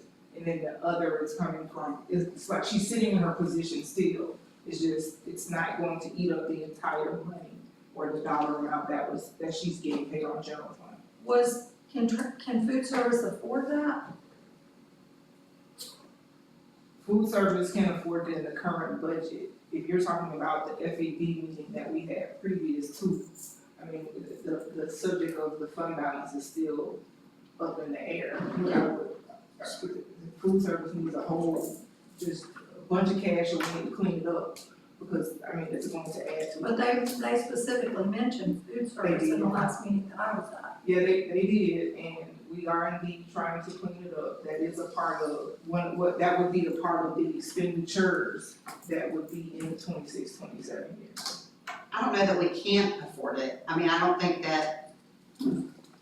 It's in the, so Mr. Wilson was in the original 26-27 budget, which was called, that was the problem. That's why now they wanna see the breakdown of food service so much now. So if the question is that a part of it? No. We do need either a reduction in expenditure or increase in revenue. One of the two. So that's where we took, with what they see last shows a full salary, if I'm wrong. He was fully, everything they've seen shows a salary of 50,000 plus benefits. Now they're gonna see a less salary, 80% of a salary, and the proportionate share, so one person's benefit, so we are saving, moving that. Yes, what they'll see now is they'll see in him in this 26-27 budget.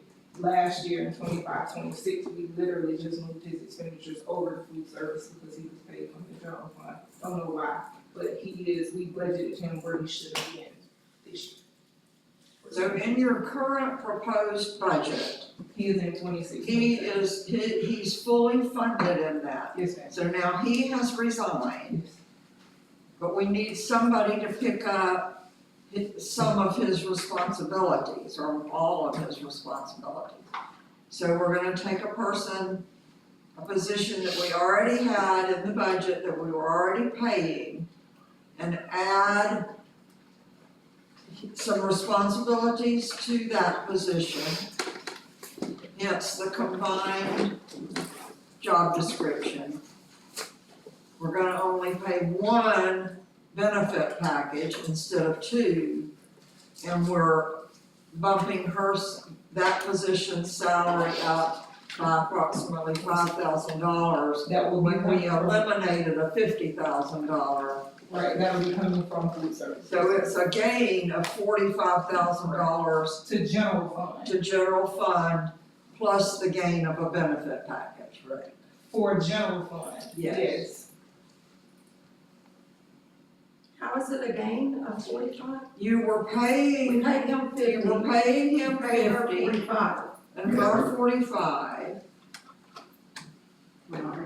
We're not replacing him. I got you. And we're only adding 5 to her, so 45 that we were paying him is now a savings, plus the benefit that we're not paying him.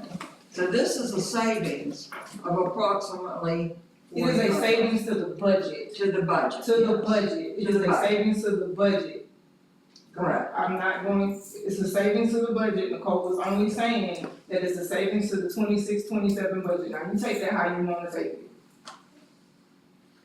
It will reduce the bottom line in the budget. It'll reduce the budget. What we're approving today, if she's coming in at that step, there's no additional steps there for her. Some of the different roles, and I was looking through jobs, like when I looked at, when I pulled that one up, some of ours don't go out that far anyway, they get said something like 8+ or 7+, so it's like I ended it, I have to look at what the pay structures were.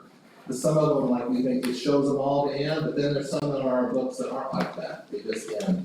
So it's kind of like everybody, where everybody doesn't move up here every year based on your experience. Yeah. You get a raise, it's not, so that's where you come in at.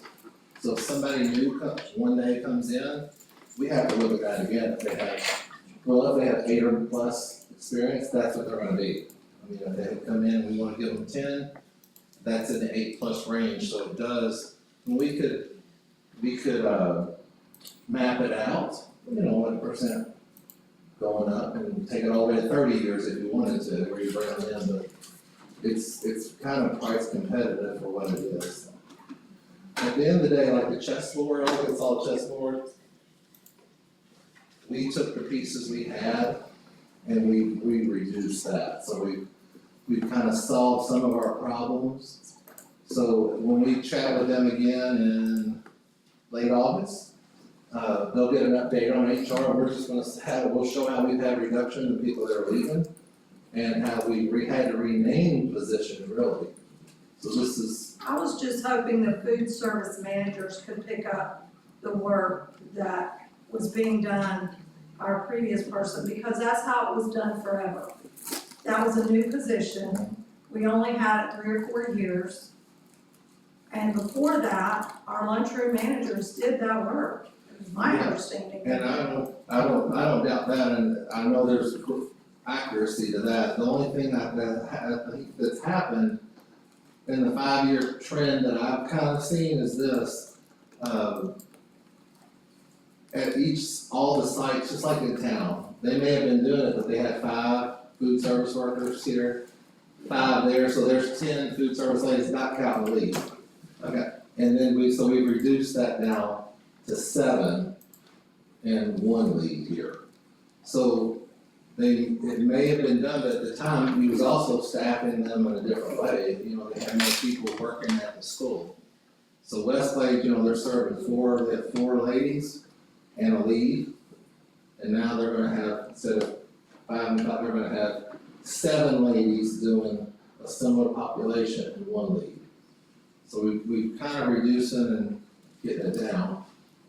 If you fund a position, a partial, it's part general fund, part of that's some other grant, you've gotta put that proportion of the benefit assignment. So if they're 60% Title I, say, and they're 40% general fund, well, 60% of the benefit package goes to Title I. That's the only reason why, I just look, it's so smooth, I know transportation's pretty smooth how she's got her paperwork, and then how we're looking to do food service, that's the area we need, that kind of organizational expertise. We've not grown, we're just kind of changing. We had one time, I think the title was lunchroom manager at the time, that was what we called them. They actually had an office in the lunchroom and they did all the paperwork and everything, but they weren't involved that much in the cooking and serving of the food. They were a manager, and we don't have that anymore. That's a great point, and not to take anything away, and I think if they have right here, the 2 leads that we have at the school, they're working hard, they're doing it, they have fewer people, and they've both done that role less than a year. So they're not like, you may have that historical person, we might eventually evolve where you have, they're with us a while, maybe the one in town, or one of them can be that person and do the end of the month paperwork, that would be great. We could evolve it, we can't safely move to that right now with the changes we had to make in town, and then Westlake's gonna have 4, they're getting it done, so we're just trying to live within the means of not increase. Other questions or comments? think we're ready for a vote. All in favor? Aye. Opposed? Nay. Motion passes 3-2.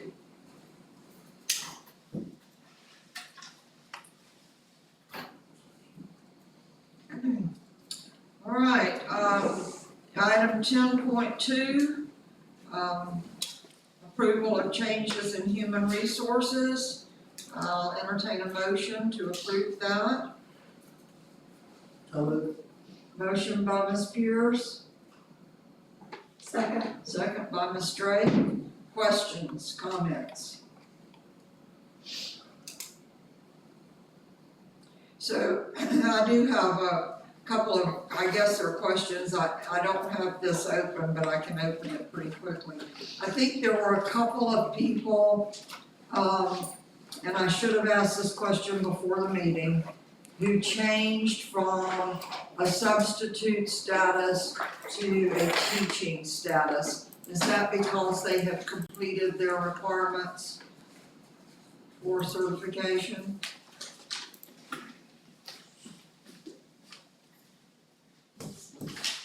Which ones are exactly?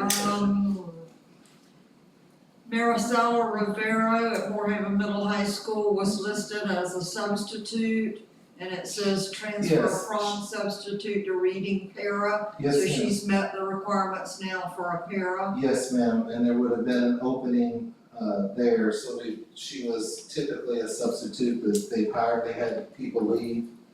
And in this Tara's department, they were able to post a position, so they're filling that, like we have people that leave, so we're having that. Okay. And then, the one underneath her, I believe it is Francis Rodriguez, also at the high school. It says transfer from Yes, ma'am. substitute to para, so she has also met the qualifications to be a para. Yes, and with that, these are some of the positions, with some of these that have been probably funded, but a great deal now, like we get small grants from the federal government, like title, some of the title funds. And we have to put somebody in there, so back in the spring, when we had to reduce so many, well, so whatever we was left with, we just went from 10 to 5, say. Now, as we have 5, we are reducing, but you can't reduce it more, you couldn't have a way to legally spend the money. So, so some of these positions, whether it's this, or teaching or administrative, we had pulled in, so now it's kind of like, how do we adjust? Yes, but that's what we're doing. That was the only question I had. Any other questions or comments? Ms. Clement? So Mr. Russeth left, but it looks like tomorrow is his last day. And I just wanted to say thank you for everything he's done, and it does say tomorrow is his last day, and he's using leave through October. Yes, he had a substantial amount of leave, like vacation, and he's opted, technically, he's on our list because we just pay him, he's taking like vacation leave as opposed to being paid a chunk. Like we could have paid all those days at once, but he kind of rather have been off some, so. Or he's not retiring until October. But he wouldn't officially retire anyway, he's already retired. So do we put retire, or it says that he resigned? But it is what it is. He's already retired. He's just resigning. Which is retiring. And then you're taking his role His role as is of retired. tomorrow. Yeah. She's recommended. Nobody quite takes his shoes, so he's been fantastic to work with, he has a lot of knowledge and a lot of, even though I know it's been like 6 years here, he has a lot of institutional knowledge and there's things with him still being on our books technically too, that, if we need to call him on something, we will. Well, then he worked in Okeechobee and he was at Evietta as well, so. Yes, I mean, he's been at all of our schools. yes, he's been working. When I went to pick up my grandson, he was in the last line of Okeechobee, and I was like, He's Dr. Barfield got him to come He's here. fantastic. Explain to me the savings for paying him through the days versus. Sure, I'll stand right here and say it.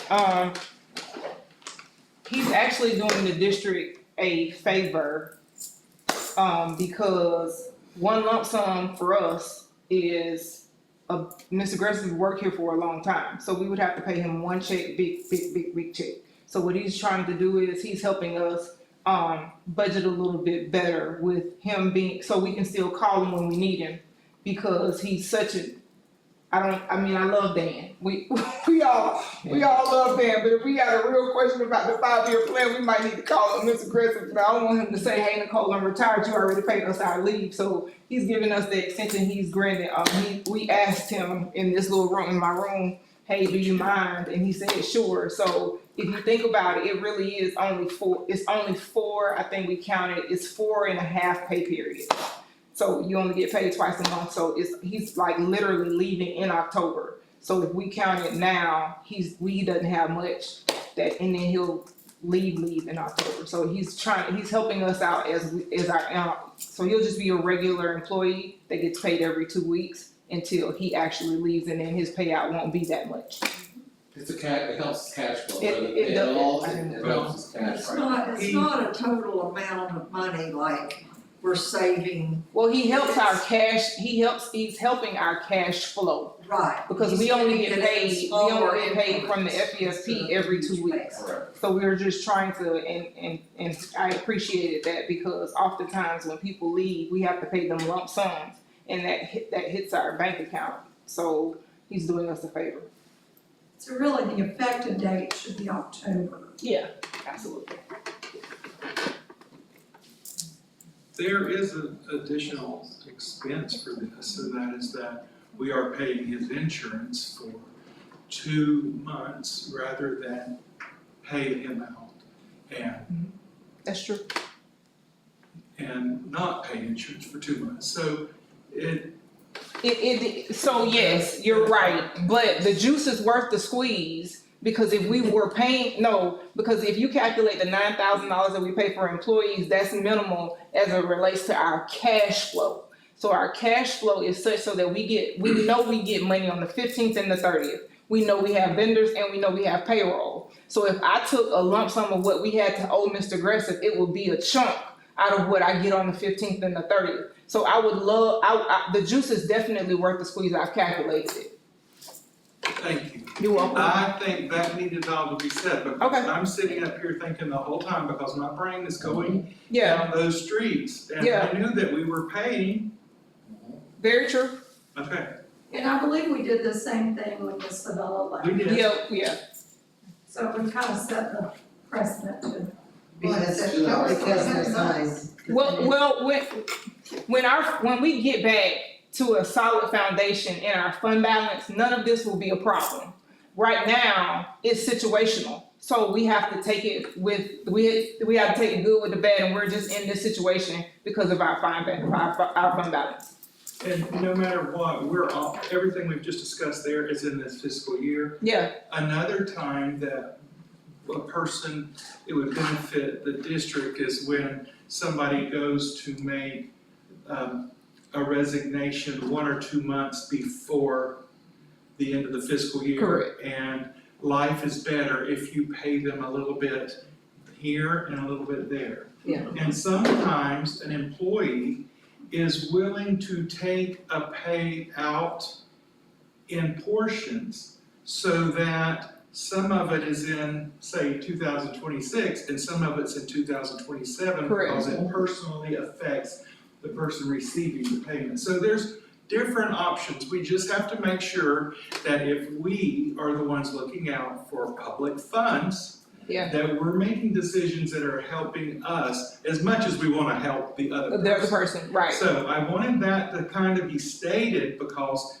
if people are watching this, Yes, that it might look a certain way. yeah, But I want it to be known that this is a win-win. He's doing it this way to help us. I get it, but there are people with an amount of wisdom that know that, okay, if he quits this month, then we're not paying insurance. But now we are paying insurance for 2 more months after he quits. It's okay. But that needs to be stated. People will say that nobody knew that. No, he gets that benefit, and God bless him. He gets the benefit. So it's a win-win. He's doing us a favor. We're doing him a favor. Okay? That's it. One last thing, get off that, but just so you'll know, just like the Trials of Small District has, we were about to bring forward a name for that, the replacement. But that person was fantastically qualified and they backed out. Something happened to their family. So now, in title, because he technically is like on ours, we can still leave his name on a few things because we have on our books and our legally, and we need to call, it's on vacation and ask for something, so like that person didn't come, so we're not gonna be paying them this month because we don't have the person, is what I'm saying, so it's just interesting how it ebbs and flows with, people. It's actually now that the other person backed out, it's nice the way he did retire because you can code So it you in can a hold certain. off on the replacement for a Yeah. while. Yeah, it just takes time finding that right person. Yeah. Any other questions for Dr. Malay or comments? All in favor of approving the changes in human resources? Aye. All opposed? Motion passes. All right, item 10.3, approve vendor approval notice for issuance by the finance department upon completion of the vendor packet. I'll entertain a motion to approve and then we'll proceed. So moved. Second. Motion by Ms. Pierce, second by Ms. Clement. Do you have some information for us, Ms. Murray, or do you have questions, board members, or? I have no question. All right, Ms. Murray. Sure, I'm coming. If you can, I probably should put it.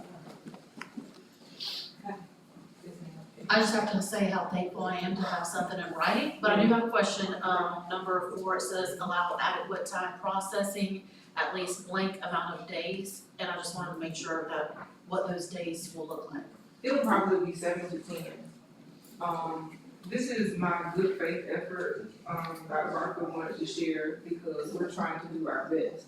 What we're realizing as we continue to pay bills are that there are individuals, and I only say that because I go back to, when I was interim CFO, athletics was always a problem because coaches would go out and tell, the t-shirt guy, hey, spring training is starting, I need 500 shirts. And no one would know where these shirts came from until a vendor would say, I haven't been paid in 3 months. So this is us in the finance area trying to hone in on some of that by basically saying, if you don't have a PO by finance or the school district, then that onus is on you because you are going to give us that good and service because these are our requirements. That letter will definitely go out every time you fill out a vendor packet to the vendor, letting them know their responsibility as well as ours. Any other questions or comments? Are all previous POs canceled out and they're having to No. do new ones now? So for the 26-27 year, yes, we did zero out all POs. All the blanket POs are gone. We haven't did any of, we're starting new POs, of course, because we gotta keep operations going. But all of the new POs will have, but that letter is just for the new vendor packets. Hoping to try to figure out, in my previous job, every PO that went out had that kind of letter that was attached to the PO, basically saying if you went outside of that or you did something that you weren't approved in that respective good or service, we thank you so much for your volunteerism. But because in accordance to Florida statute, we're not required to do anything that you went outside of doing without a change in PO. And that would go out with every check. I do appreciate this, I love the black and white and transparency. Yeah, it was very well done, I liked it too. So basically, if they don't follow the rules, they gave us a gift. Yeah, but we have to let them know that, right? Right. And we're not letting them know that, so because we haven't let them know that formally, they require money because we're doing what we need to do, and we're not, I don't feel like because an invoice that sits on somebody's desk 3 or 4 months and then now they're doing reconciliation, oh, by the way, you owe us from 4 months ago, and we have we have checks that we've sent them after those 3 or 4 months that they're talking about, so it makes us lead to say, how did you not send us that invoice when we paid you 3 or 4 other months? So that's my space in that. It's transactional, but I do appreciate Dr. Barfield saying, let's bring it to the school board so that they know that we're putting our best financial foot forward, trying to clean up our processes. I personally appreciate seeing this and you bringing it to us. I didn't, I just looked at, I told Dr. Barfield, I was like, I'll get to it. it's transactional. She was like, no, it needs to go to them, and I was just like, okay, so yeah. Cause in my mind, she just needs to breathe over it. Any other questions or comments? All in favor? Aye. Aye. Any opposed? Motion carries. Just you all sit. 10.4, approval to add a school board policy workshop on August 20th at 3 p.m. prior to the regular school board meeting at 4:30 p.m. I'll entertain a motion to approve. I'll move to approve. Motion by Ms. Drake, Second. second by Ms. Pierce. Any discussion or questions? I do know that Ms. Shearer sent us our homework to prepare for that. And I took one look at it, it was 300 and something pages, and I said, help! Okay, what time? For 3 o'clock on the 20th. Yes, Ms. Clement. Okay, so we also have a financial board meeting at 1 o'clock that day. Will that put us in jeopardy of, will we just have to leave the board meeting or start late? You're probably gonna have to start late because that August the 20th meeting is going to go very, very long. It will be us, they asked us for information related to, salary documentation. I'm sure they're going to want our tentative budget. There's a lot of different, probably, contracts. I don't know what union, so I can only speak for Glades County. Y'all know we go last. So I know that they're probably going to be long-winded, probably gonna want, I don't know why they want to bring up TSIA. I'm gonna leave that alone. I don't think that we need to bring up any of that, but it probably will go long, so it'll probably run right into the 3 o'clock. So should we, instead of saying 3 o'clock, say to immediately following the financial emergency board meeting? I think that would be the safest thing. And what time is that finance meeting? One. So how does the public read that though? I mean, Well, if They the can public come is checking anytime on they us, want they will to. see that we're Because the working. FED meeting is open to the public. I'm just asking to be. Yeah, those meetings are public, so if they're looking online, they know that if you put it in your language that it's immediately following the FEV, they're able to click on and see if the meeting is still going on. I have been summoned by the IU Adjustment Board. We're meeting that morning at 10 o'clock. Gosh, that's the first meeting you haven't had in a long time, isn't it? Well, So you have a we've had full day. them, but Lori's so good at it, she settles it all. So sometimes they go all day. So I won't be. Okay. As long as everybody else is here, we have a forum. I told her to get you. Well, my dad has a doctor's appointment that On that day? Yes, but I'm calling to reschedule a couple departments. But if you're both not here, we still have a forum.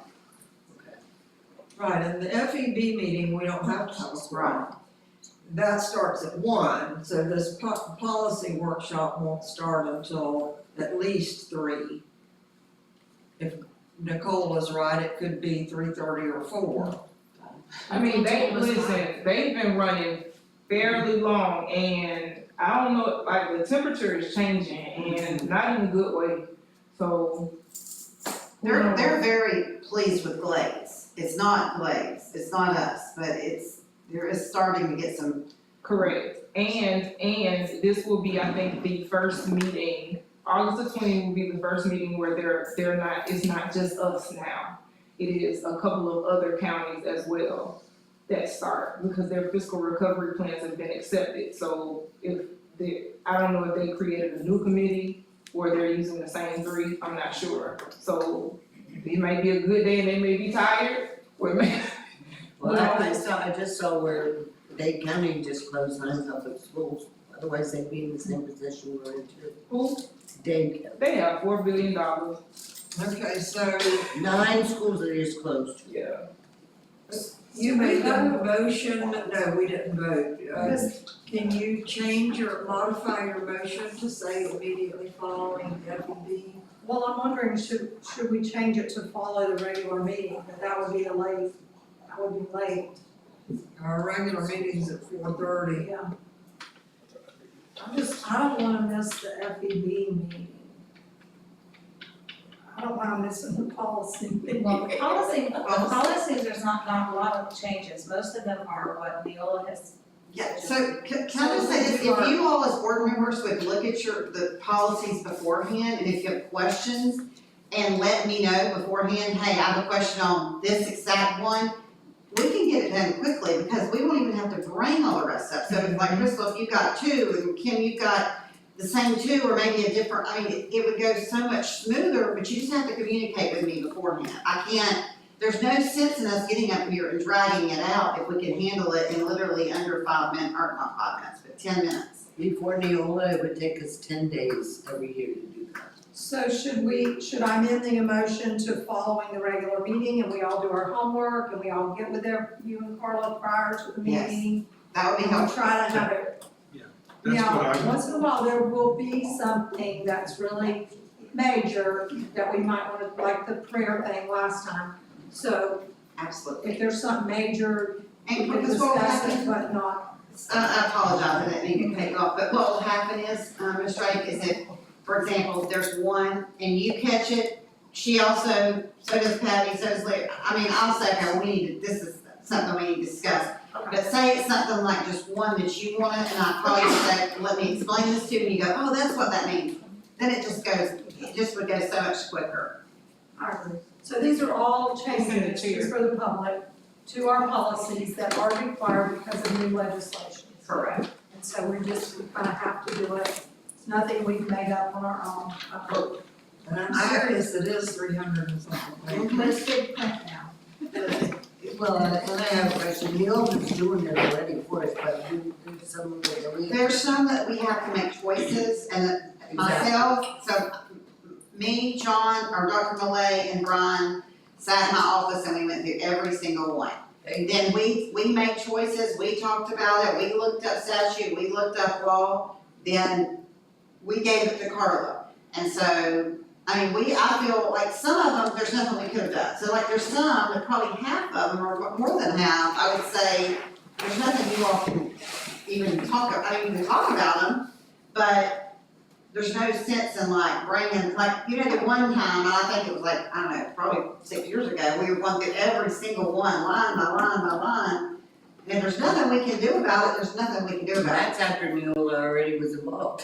Can you imagine? The first one I sat through was with Mr. Aldrich, and like I said, we had to separate it for a couple of weeks. It was terrible. Okay, I'm gonna amend my motion. I never got consensus from you all, but for the policy workshop to immediately follow the regular school board meeting. I second that. Okay, so we have a motion by Ms. Drake and a second by Mr. Lucky to add a school board policy workshop on August 20th, 2026 to immediately follow the regular school board meeting, which begins at 4:30 p.m. Any other discussion? All in favor? Aye. None opposed. You'll add that to our Google Calendar, Carla? Yes, ma'am. Okay, item 11.1, general public comments. Is there anyone in the general public who wants to address the board? Any cards, Carla? No. All right, superintendent's report. I wanted to bring up that, I got a call from DOE about, that had to report how many, vacancies we had. And when I told them, they were like, oh my gosh, or like, you've got a problem that very few districts have. We only have, Well, the day he called, let me go back, the day he called, we had 2 openings. The next day, 2 people on the first day of school quit. So, we now have 4, we filled 1 already, so we're down to 3, and I think we filled 1 more, so I think we're back down to 2. I'm real excited about, the 2, or the 1 that we filled today. I think she's gonna be a great addition to our district. And, so, I mean, what I want this board to understand, and I think that I want the general public to understand is, when I say that we only have 2 openings, I'm not saying that we have long-term subs in our Right. classrooms. I'm not saying that we have guest teachers. Right. We have all certified personnel in our school, 2, that's all we need, 2. We don't have someone now, for example, I think at the high school, there's someone that has a degree in biology and she may be teaching math, but she's got a temporary certification. So we have no guest teachers, we have no long-term subs. And we may start the year with 2 subs, which I wish we could, I mean, we were so close to not having. But we do need an ESC self-contained class and a 3rd grade classroom. And the other 2, I think we have filled the FFA or the ag. With who? I'll at the next meeting, I'll bring it, because she still has to tell her. Somebody local? Yes. So I'm really excited about that. And then the other one, I think we're gonna take care of that as well. So I'm really excited about that, and, I know our principals have worked very hard, making sure that they're out and advertising and recruiting and talking and, you know, really trying to tell everybody just about what a great place we are in Glades County, and it shows. So today, you all know, we're all in our t-shirts, I feel like we're like a football game or something, I don't know, but, there is a lot of people, and I wanted to pull it up. I was trying to find it on my phone, but I was having a hard time pulling it up. Because I told you, at one point, we had a discussion as a board and superintendent that, I tell you about when people donate, where that way if you see them, Yes. and we wanna make sure we acknowledge them. But I wanted to just let you all know, and I wanted the public that watches to know, our staff shirts that were done by Signature Threads, were donated by First Bank and Lights Brothers, and it was a very significant investment because the shirts we ordered this year were very nice and very colorful. And, I want you to know that I've been told by, I don't know how many people today, and then also, Signature Threads said that she thinks it's probably one of the best full shirts she's ever done, so that made me happy. Then I would like to also, we had a phenomenal meal today, and, Gator Creek Barbecue Company is who did the baked beans and mac and cheese, and they were, Relations, our insurance, or actually Brown and Brown, our insurance donated them, and they were phenomenal. But I would like to thank the Seminole Tribe of Florida, Clyde Johnson Contracting and Roofing, Wiseman Construction, Glades Electric, and Imagine Learning for providing our meal. I would also like, if you get a chance to, thank once again Brown and Brown Relations Insurance for sponsoring our speaker, which was Eddie B, and he was phenomenal. Also, I'd like to thank the Glades County Booster Club because all of the money raised is going to be donated back to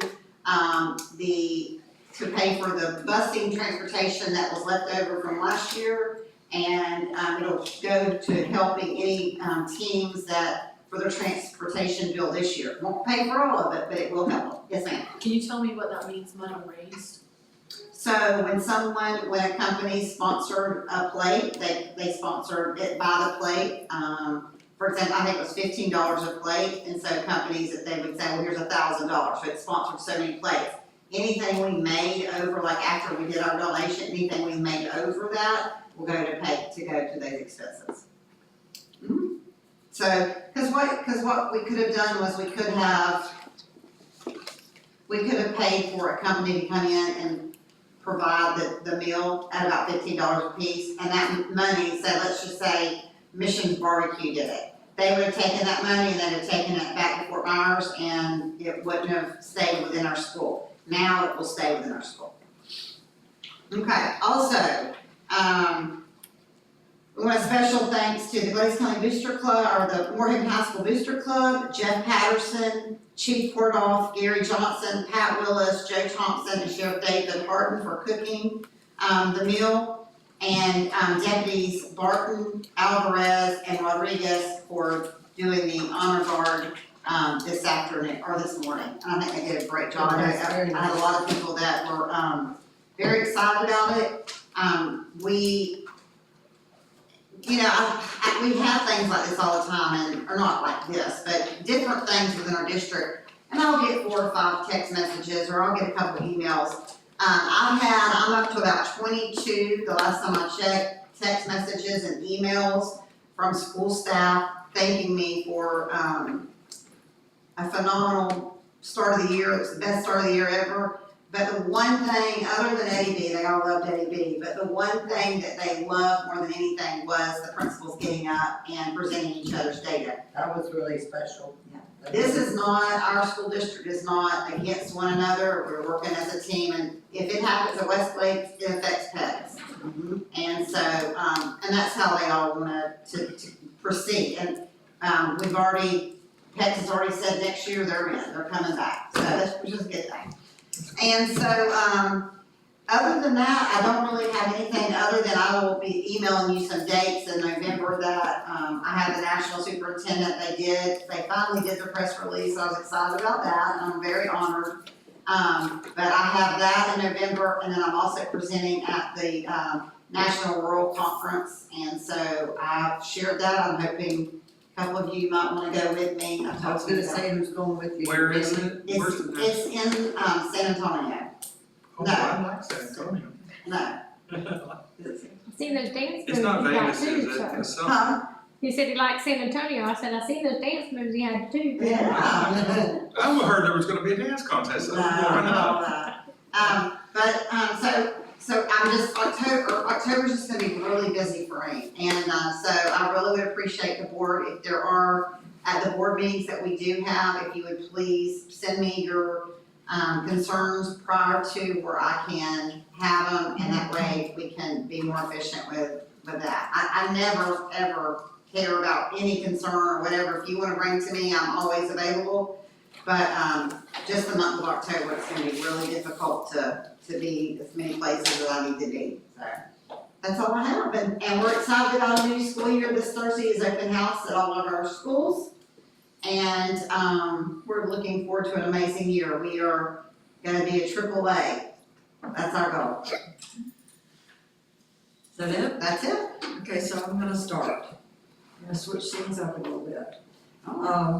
And I don't have a lot, it's all good positive stuff. I want to reiterate what an awesome day it was today, in the auditorium. I loved those pictures of those kindergarten kids coming in.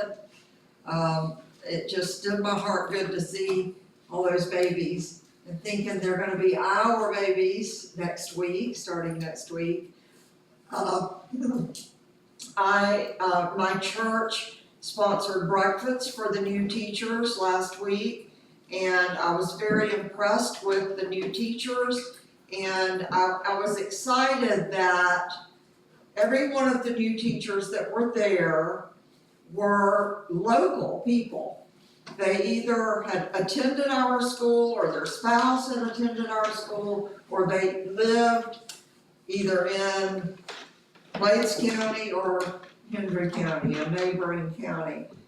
That's exciting because they know what we're like, and they're not gonna do what a lot of people from out of state do and come in and say, ooh, I was expecting white sand and palm trees. This is not for me. Or grocery store. Yeah, so yeah, I'm really excited about the school year and looking forward. I'm so excited to have Nicole on board. She makes me feel good about our finances, and Dr. Malay is gonna be a great deputy superintendent.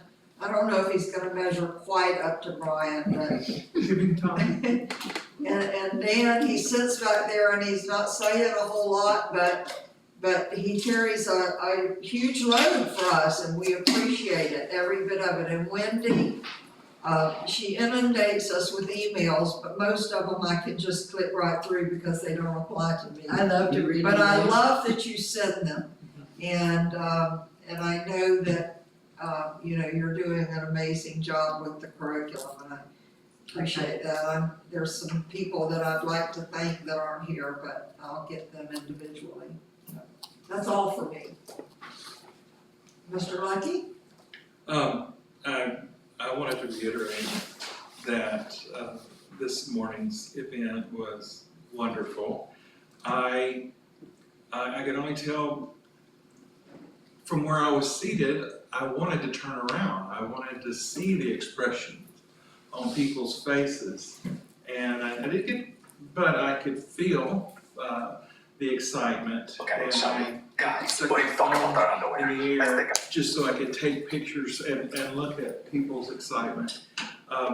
Dr. Barfield, that was your vision.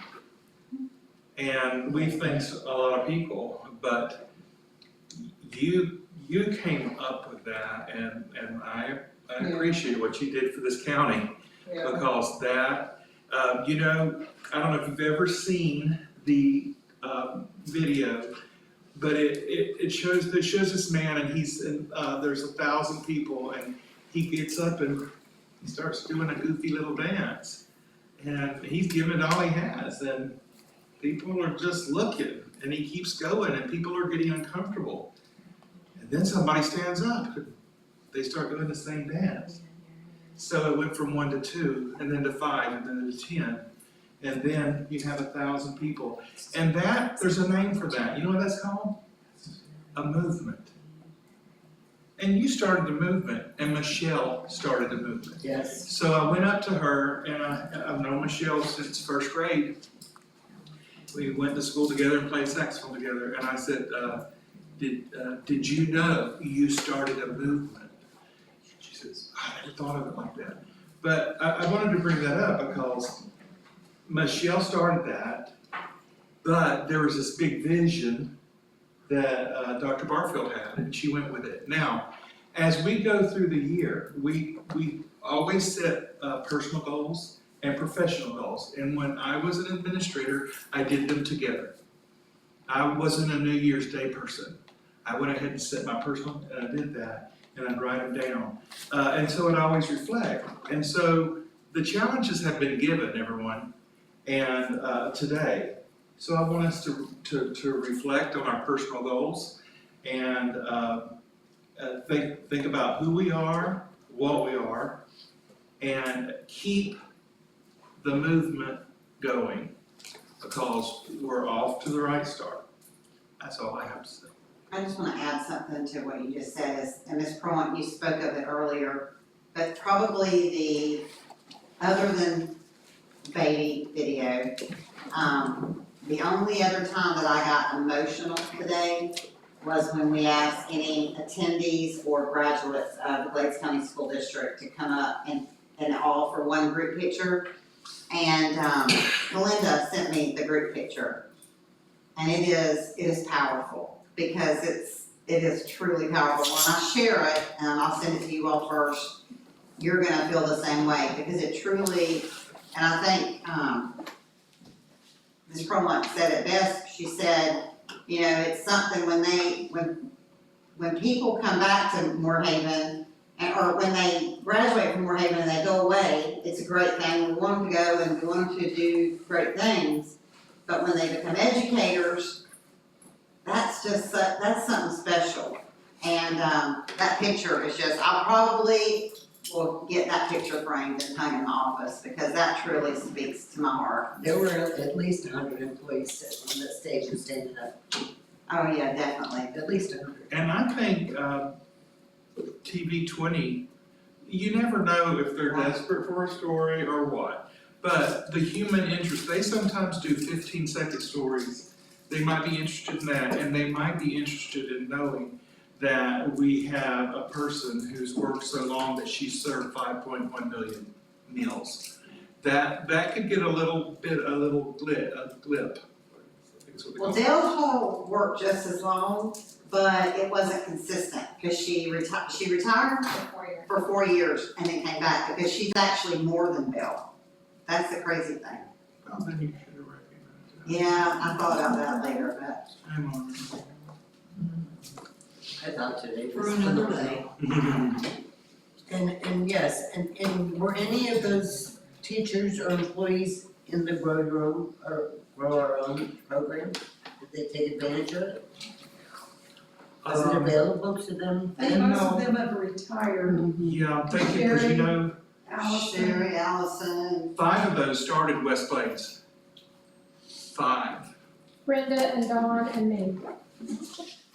so, no, Dawn Hart, Yeah. so two, Dawn, so Dawn, two, yeah. Brenda, Allison, she's retired. and Sherry. Cherry, that's 4. And, My mom, Wendy's mom. Lydia. Right, but she was Wendy's over And here. also, Lydia. Owens, my favorite. Brenda, Oh, good. My second daughter was born. Uh, I wanted Lydia. Just so you know, those people took a daily pay of a substitute grade for the whole semester.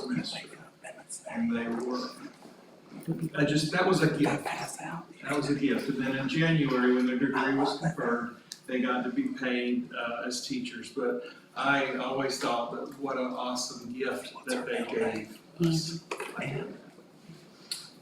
Well, I'll just say, my husband takes credit for some of that, because he says, they all worked for me as paras, and I told them to go get their degrees. I think that's wonderful. Every time we talk about one of them retires or something, he said, yeah, I'm the one that got them started. We were all 5 of us were there at elementary. You were all paras for Dick, right?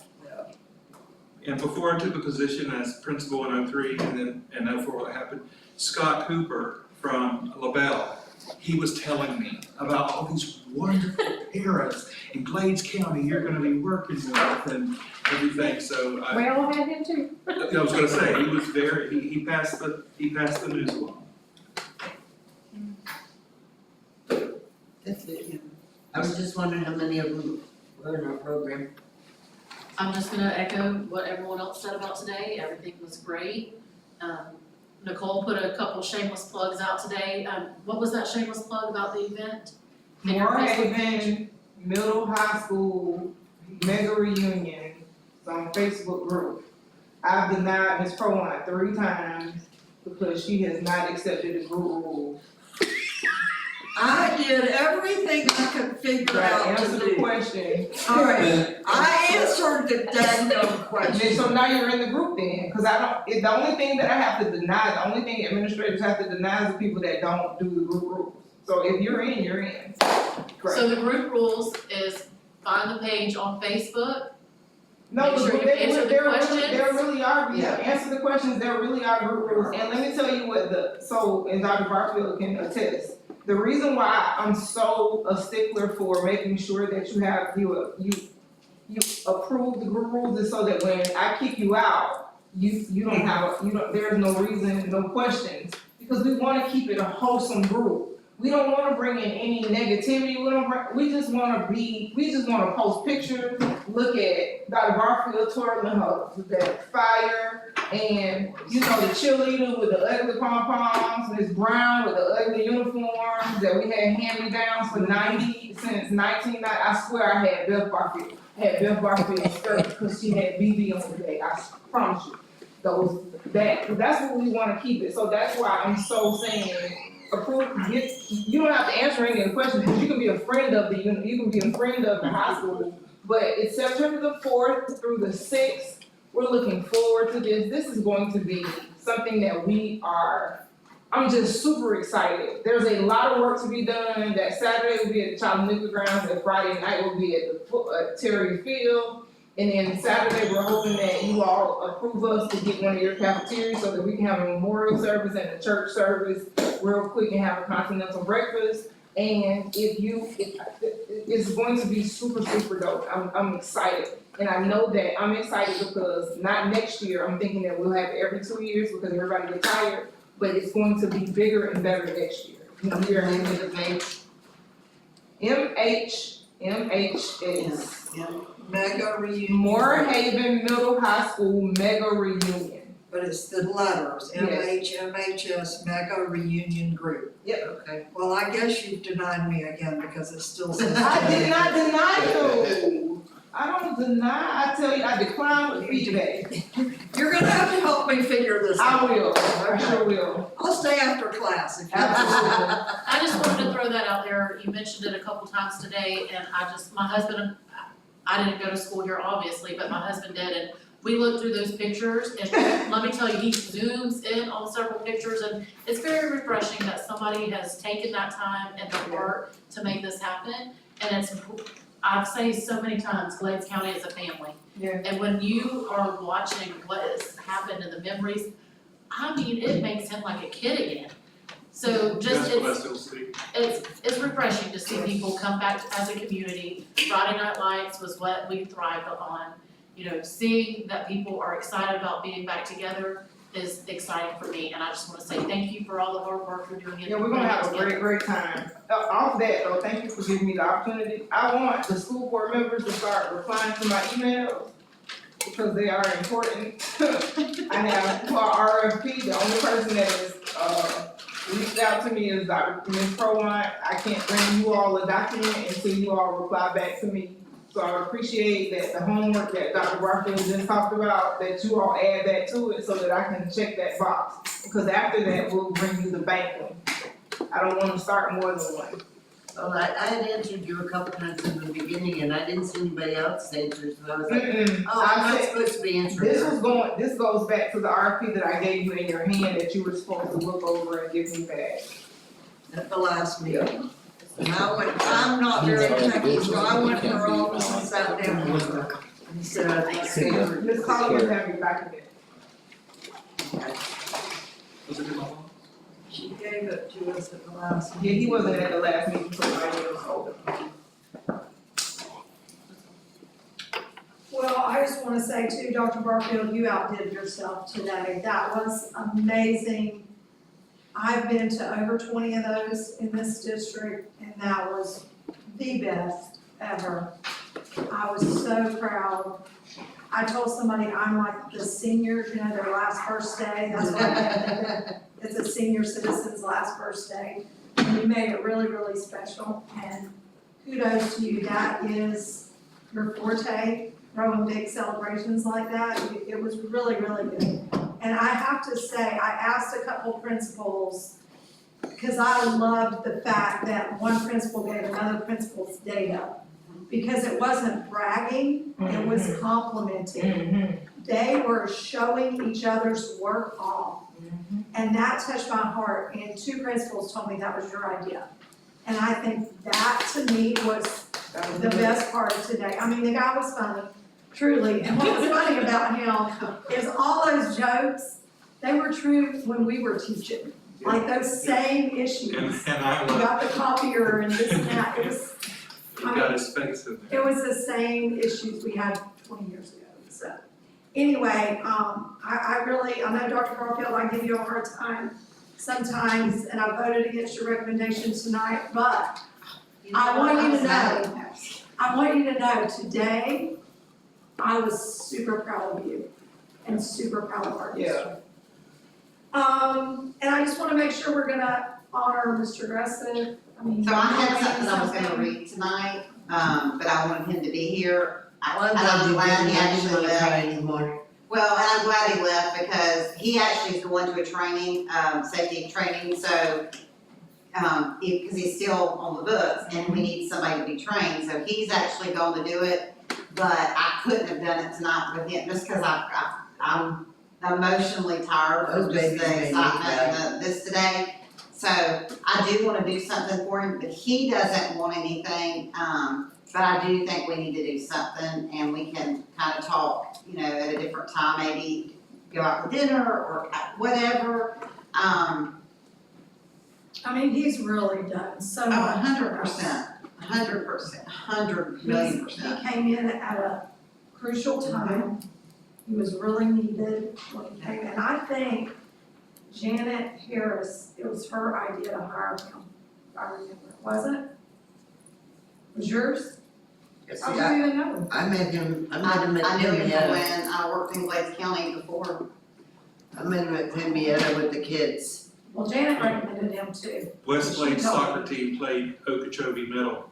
And then whenever I went to pick Lane up at the elementary school and he was in the bus line, I called Dr. Barfield and I said, hey, he's not there, he's in Okeechobee, All get right, him. Ms. Drake, you ready to I'm finished. finish? I'm finished. I'm finished. Anybody else have a comment for the good of the? All right, That cake tonight was good. meeting adjourned. You supposed to leave it here? I'm not gonna do anything with it. You don't even really eat it tomorrow. In the back. And then tomorrow I gotta start working on. Y'all have a good evening. Thursday. You take care. Yes. All right, so I click on join the group, I did that. There you go. Okay, so I put, Graduate, no. I put no. And then I wrote in there, I wrote in this You don't have to thing, do anything. well, I did. I agree, check I the was box. dancing. Okay, I wrote in And there I was that the I, electric slide, it was the seventh graders told me. you're, The slide was around before. You did not. it says your membership. I'm going right now, I'm going right now. Membership was pending last time I did it. I'm going right now. First, let me tell you something though. You know what's so exciting about it? What's so exciting about it is the pictures that they upload, like she was talking about with Russell, like I can remember exactly where I was at the moment the photo was taken. I kid you not. Listen, I can remember when Vincent Hyatt dumped the ball for us to take the regional games at Mexico State. I remember looking at my friend Monica and going, we're going to state. I remember riding the I bus had up there. sent you an email about, are you in? I'm in. Did you get it? About the letter? Oh my gosh, oh my gosh. You're going to have a good time tonight. I'll be looking at this, oh my gosh. She So I keeps got saying, oh my a God. funny story about Miss Prowine. Y'all wanna hear something funny? That she might never have heard the story. So when I was her assistant principal, we had a student in our school, and he was a little mischievous, but I loved him. And became kind of his, I mean, he called me his mother, but he had a mother, but anyway, that was complicated. But anyway, his name was David Kilpatrick. And I loved David, even though he was bad still. Well, Wait. he had, Well, you dropped so, it, you'll have a I picture just of want to first run the name of then I'll go it. out. Do you remember the signs that he made? He had these signs made everywhere that said Gene loves Dick. And I found out about it and I made him go, I said, you better, if I see one, if every one I see, I am suspended for that day. Well, let me ask you this question. Did I laugh? Right. Yes. Right. I did. But literally, I'm telling y'all the truth. Larry Lucky thought that when he was first, because he didn't know me